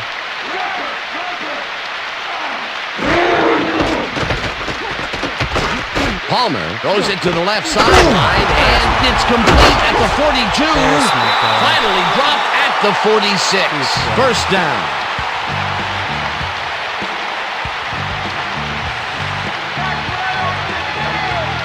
A little risky, but Chris Chambers makes the catch, but that's not enough for him. He gets it and takes off for more. I'm glad he finally nabbed one because he's had a string of missed catches before this. Yeah, his quarterback obviously didn't lose faith in him, though, Dan, because he's kept throwing it his way. Right, can I have... Probably just like this. Yeah, just a draw. First down, 2 wideouts on the field.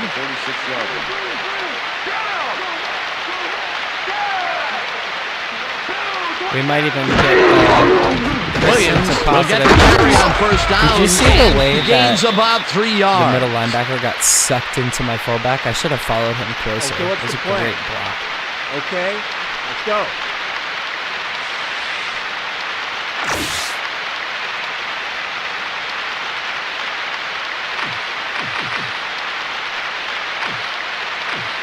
I'm going to bring out Travis for the tight triple. We're going to run the counter with him. Second and Good pressing. Ball at the 43. Hello, drags. You're going to stay? Great.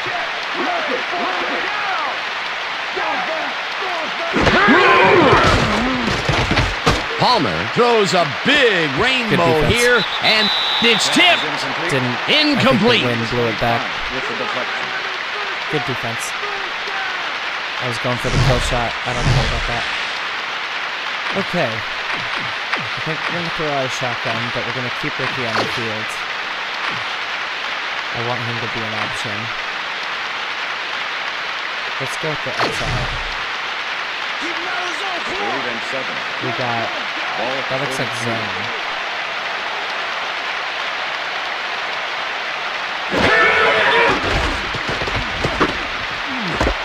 Randall makes a tough catch, and they get the first on 3rd and long. So good. Antoine Randall made a nifty little run there and got the first. Nice job. A nice gain, and they easily convert on 3rd down. Yeah, that was a good call.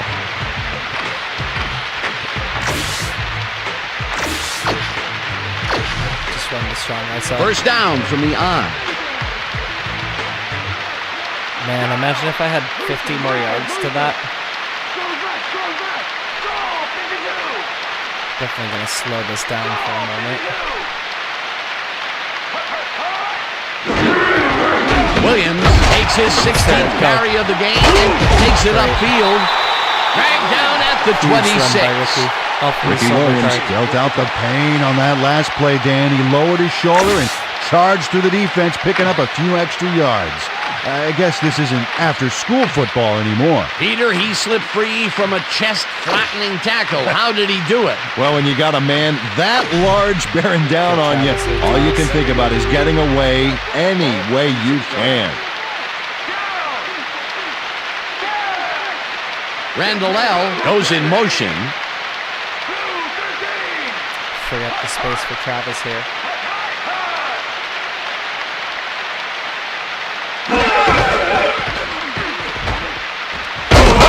Takes this one way out left and barely picks up the first down. Thank you. Okay, let's stick with... Oh, I can't stick with him here, huh? Works for me.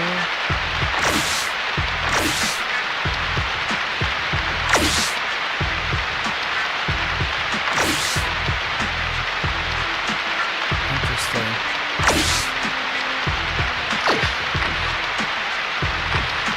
We'll just take a strong ice out the middle here. Let Parks keep rolling.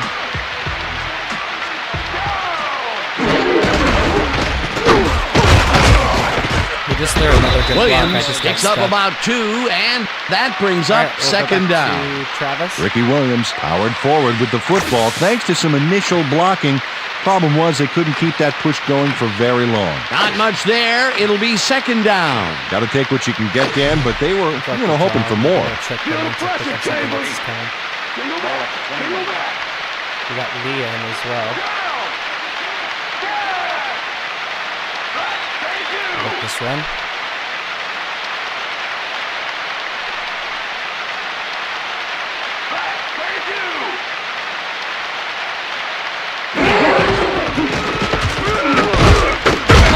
Bulldozes right of center and gains about 3 yards. Would have liked more. Okay, I'm gonna run this no matter what.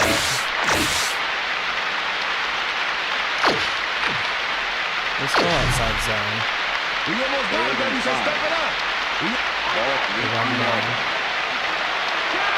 I wonder how this Michael goes in motion. That's fine. Maybe he'll help me with a block.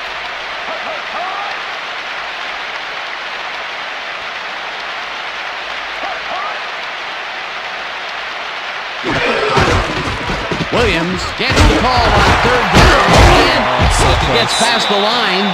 Brought down at the 14. Harper with the tackle. It'll be fourth down. I'll take the 3.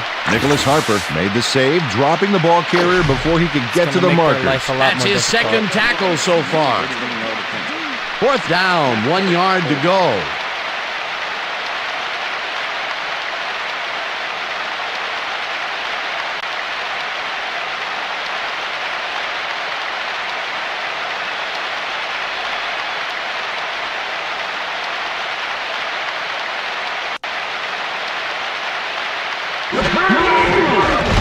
Mare kicks it from 31 yards, and it's up through the goal post. Good.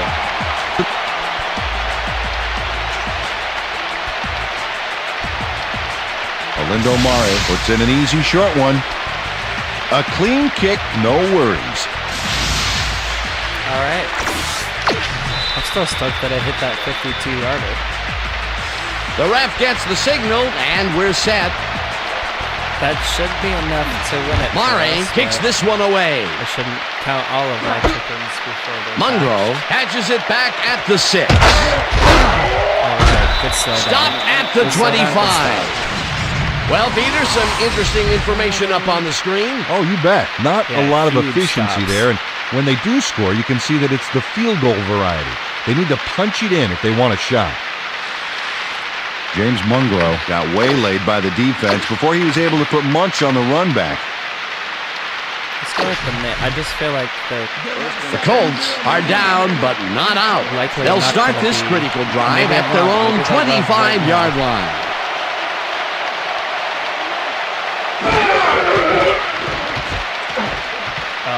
Taylor, another sack for Taylor. Taylor sacks him way back at the 15.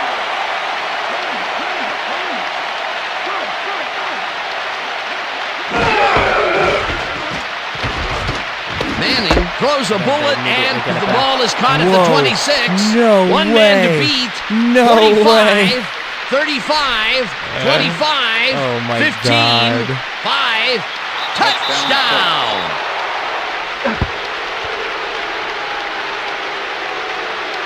Well, Marvin Harrison, man.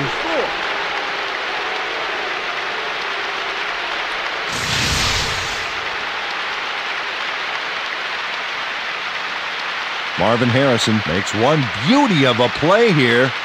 He catches the football, but he sees he's got some room to move, and he ends up with a phenomenal run. Gotta love seeing open field like that in front of you. That's his first touchdown of the day. And I think he's a guy you can count on to make those end zone catches. He sets a high standard for himself, and he usually meets it. Crazy. Well, those are some impressive numbers. Look at those receiving yards. It's good. Woo.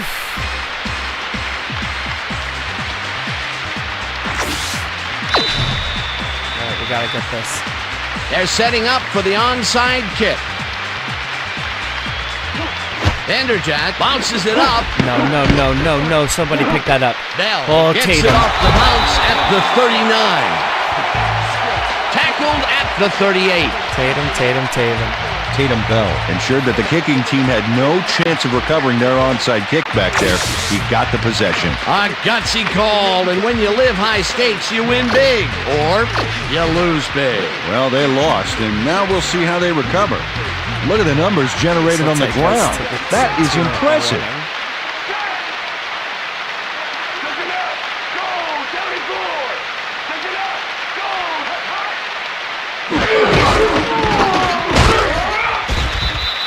Williams picks up about 2, and that will bring up second down.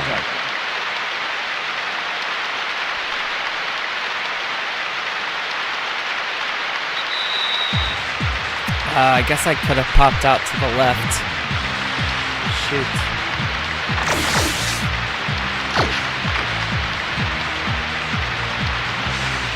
Let's get the power out. Second down. The clock is stopped at 2 minutes. Oh my God, perfect. Williams gets the call again and heads wide left. Forces through. Great run. Tackle. And the Colts take their first time out. By Perry, dude. Or Parks, sorry. Parks has been easily the most clutch person that we've grabbed here. We'll rock it with Ricky again. Hey, Dan, look there. Way to pick up yards after the first hit. Huge block by Parks. I can't stress that enough.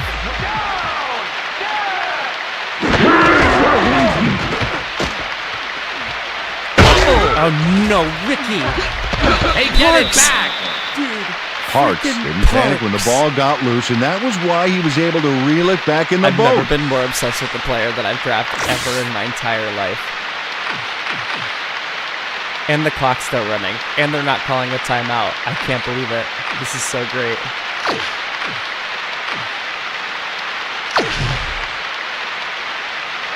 Second and 3. I'm shocked. This is so funny. They'll take their sweet time getting this play off, Dan. There's no reason for them to hurry the snap.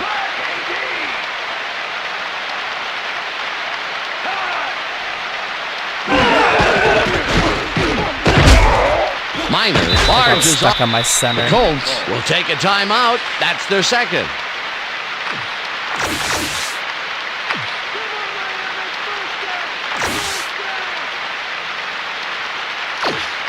I'll put Randall L in there just to not risk Chambers getting hurt. Wow, look at those tackles. That's how you play sideline to sideline. Williams will get the handoff and searches for a hole. I couldn't get it. But I'll take 3 again. Darn. 4th down and less than a yard.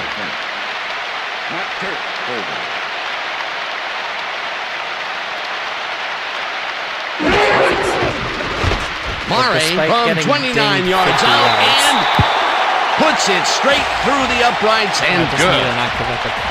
Lindo Mare has little trouble pooching this one through. Let's see it again. Yep, he knows that you aren't allowed to miss many of those in this league. That's his 3rd field goal of the day, and giving your team 9 points is nothing to sneeze at. Well, unless those 9 points are covered by pollen. Watch it. Sorry, that makes no sense at all. All right. Sorry. Murray rockets this one deep. The Colts let this bounce out of the end zone for a touchback. It is not over yet.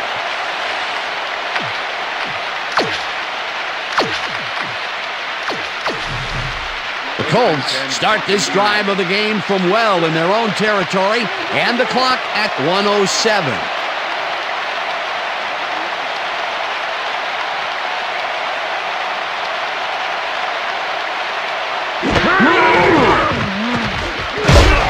Got him with Gets the sack, and the clock will continue to run. 2nd down from the shotgun.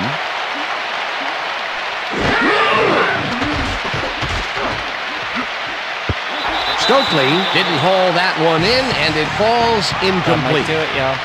Reed did a beautiful job on that last play covering the post route. That pass never had a chance being complete. Probably just go prevent at this point.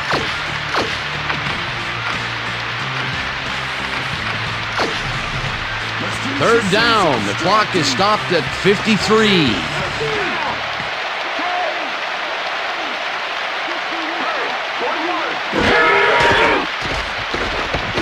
Manning throws a hitter right sideline, and the ball is caught at the 27.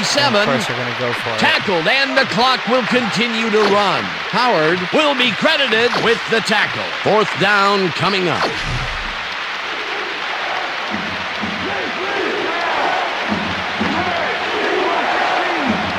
We had so many sacks this game.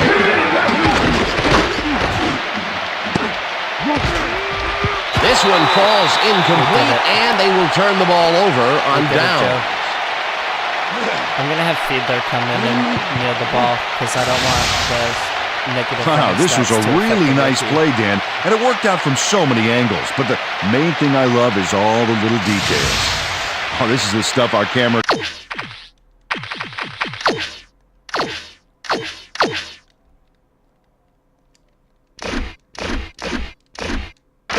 is so good at capturing every week. Great job, guys. Great win. 5 sacks for the D. We crushed it. 2 of them were complete sacks. That's the game.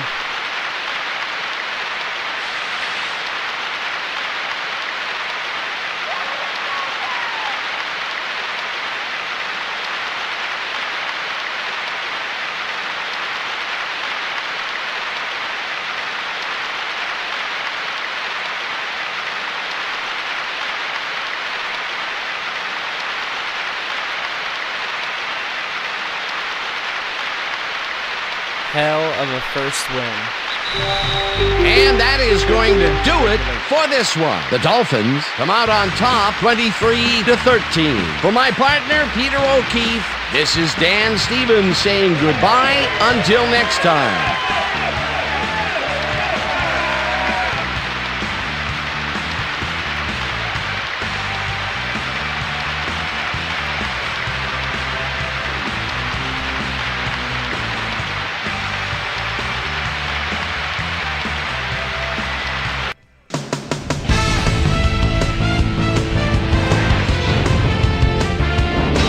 All right, gang. Great work as always. All right. With that, we welcome everybody back to the ESPN studios for our ESPN Video Games post-game show.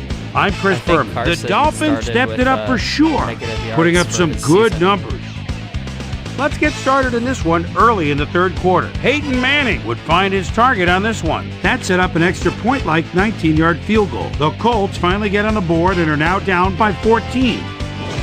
After driving 30 yards on 6 plays, Mike Vanderjagt was called upon to attempt the field goal. This one, good. Connect on their second field goal. The Finns trying to answer back. Dolphins up by 11. Carson Palmer is back to throw as they want to air it out here, and this one is right on target. They move ahead by 14. The Colts answer right back. Starvin Marvin Harrison came up with a huge play here as they cover a lot of real estate on this one. An 85-yard touchdown for the Colts. Colts back 20-13. Ricky Williams would find an opening here, and he was off. That set up a 34-yard field goal. The Dolphins move ahead by 10. Peyton Manning connected with his man on this one. And that's where we'll leave this one. Dolphins come away with a win, 23-13. There was a completion. The game is over. Now let's talk to a player who was instrumental in their dominant running game and is our player of the game. Ricky Williams is on the field with our Susie Calvert. Suze? Thank you, Chris. You were fantastic. And you were instrumental in helping your team snag the win. What gave you guys the edge today? I really think our linebackers played well today. They're reading the plays, getting after the ball. Man, it looked like a pack of wild dogs out there. They played big time today, so yeah, I gotta tip my cap to them. Got it. Back to you, Chris. With that, thanks for watching. We'll see you next time here on ESPN, the worldwide leader in sports. I'm Chris Berman. Have a great night. Ooh, all right, family, we did it. Player stats indeed. Carson and Peyton kind of had a battle of mediocrity here, but that's, again, only because we had 50 yards taken away from us on a 25-yard pass that got pushed back another 25 yards, so that would have definitely made things a lot better for us. But you take the good, you take the bad, and at least we didn't throw any interceptions, so good job by us there. Going to the rush. Almost got to 100 for Ricky, right? Edgerrin James was kind of running all over us, so good thing we managed to stop him as many times as we did. Travis Minor carried the ball 5 times somewhat well. We had touchdowns for Carson on the sneak and Ricky on the carry as well.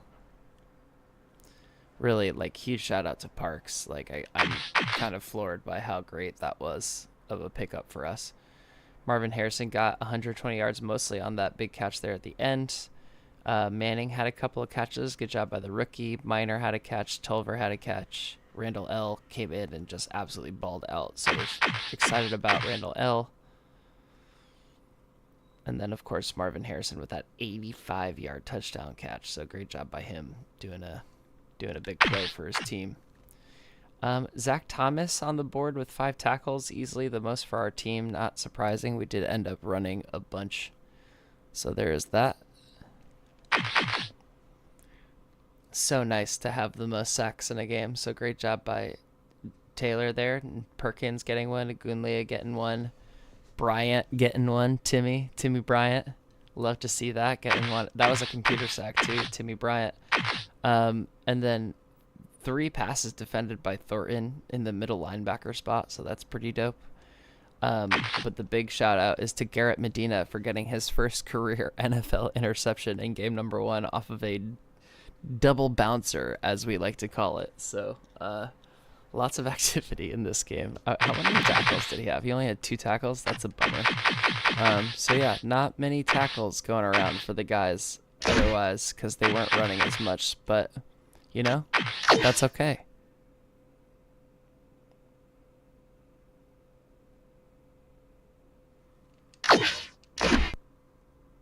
Manning did almost score on his catch. That was close.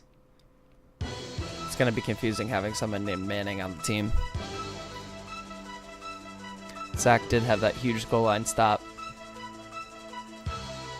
All right, we'll simulate the week all the way through. Before we do Sports Center, we'll check all of our stuff and we'll let Sports Center kind of be like the last thing we did. Yeah, man. Great call, Delante. So we'll go to our ESPN.com. Week 1 results. We highlight Ricky. We highlight Jason. Great stuff there. Power rankings, no change. No injuries for us. No news of trades as far as I can tell. That's awesome. We don't have to check any of that. I would love to check to see if anyone was interested in our center. Nobody so far. That's fine. We can leave that be for now. Out of curiosity, did our guy get picked up? Looks like Matt Stover got kicked to the curb. All right, so... oh, wait, we're in fullbacks. Wide receivers. So Keenan McCardell is still there going into the next week. So I have no idea what's wrong with him. I don't think we could even find out.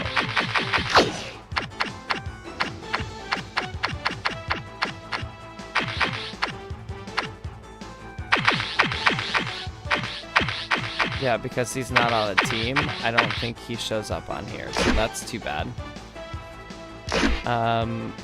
So we'll have to sit on whether or not we want to grab him, because now I'm thinking, like, why do we have Conrad on the roster when we could have Sharp sit in that starting position and just kind of be like a body on the field? And he has a 71 catch rating. And have Angelo be our blocker. So I'm like, why don't we so I'm also gonna put Conrad on the block because I think we have something there, and there's potential that we could grab Keenan McCardell as like receiver depth. Appreciate that, man. So I think that's all we need to do for now. I'm gonna save just in case anything gets funky. Dolphins.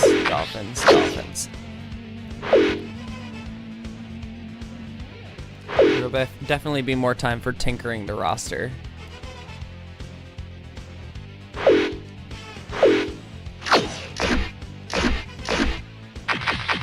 Alright, so the last thing that we're going to do is watch SportsCenter.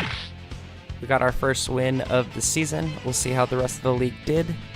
After that's over, we're going to be donezo. So thanks as always for hanging out. I hope you have a lovely rest of your night, and we'll see you on the other side of SportsCenter.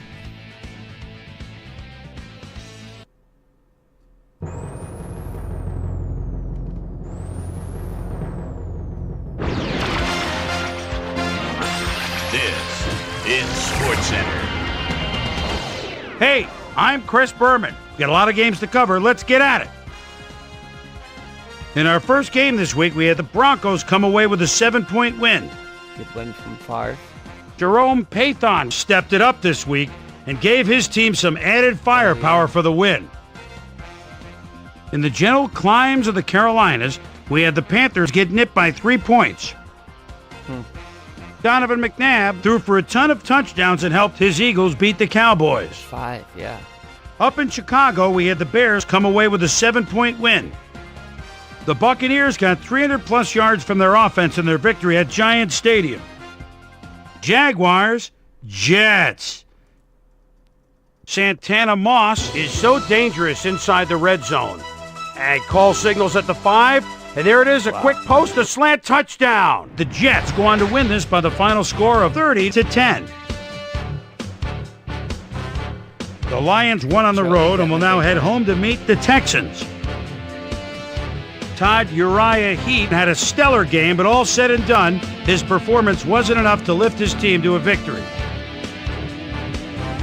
We had an interesting free agency pickup of note here. Trey's got the lowdown for us. Trey? All right, Chris.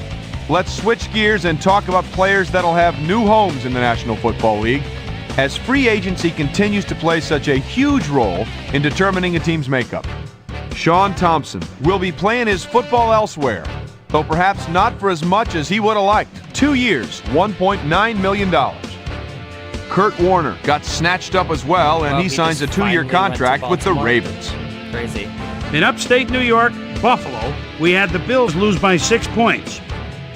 We had a big injury in this one, and Trey has the lowdown for us. Trey? All right, Chris, thanks. Luckily, we had a relatively injury-free week, which makes my job just that much easier. Pat Williams is arguably the biggest name on this list. A broken elbow is the culprit. He's out for 8 weeks. It's good for us. So that'll do it for now. Chris, let's send it back to you. Browns, Steelers. William Green is just thinking, let's get out of the shadow of our own goal line. There's a first down. What shadows? The only shadows are the defenders behind him. He could go all the way. A 98-yard run. The Browns win this one by the final score of 35-32. Down in the Georgia Dome, we had the Falcons get sent away with a 7-point loss. Ricky Williams rushed for over 50 yards and helped his Dolphins beat the Colts. The Chargers got 300-plus yards from their offense in their victory at Reliant Stadium. The Titans lost on the road but will get to head home and meet the Broncos. And last but not least, we had the Seahawks come away victorious. So as usual, plenty of surprises around the NFL. And heck, we just got into week 1. My primetime players' game balls go out to these gentlemen, each one with a fine start to the season. That'll do it, sports fans. I'm Chris Berman, and thanks so much for joining us here in the Bristol studios. We'll see you next week right here on ESPN, the worldwide leader in sports. All right, dope. We did it. Solid 3.5 hours together, fam. I hope you have a fantastic rest of your Sunday evening. And we'll look forward to seeing y'all soon. Peace out, everybody.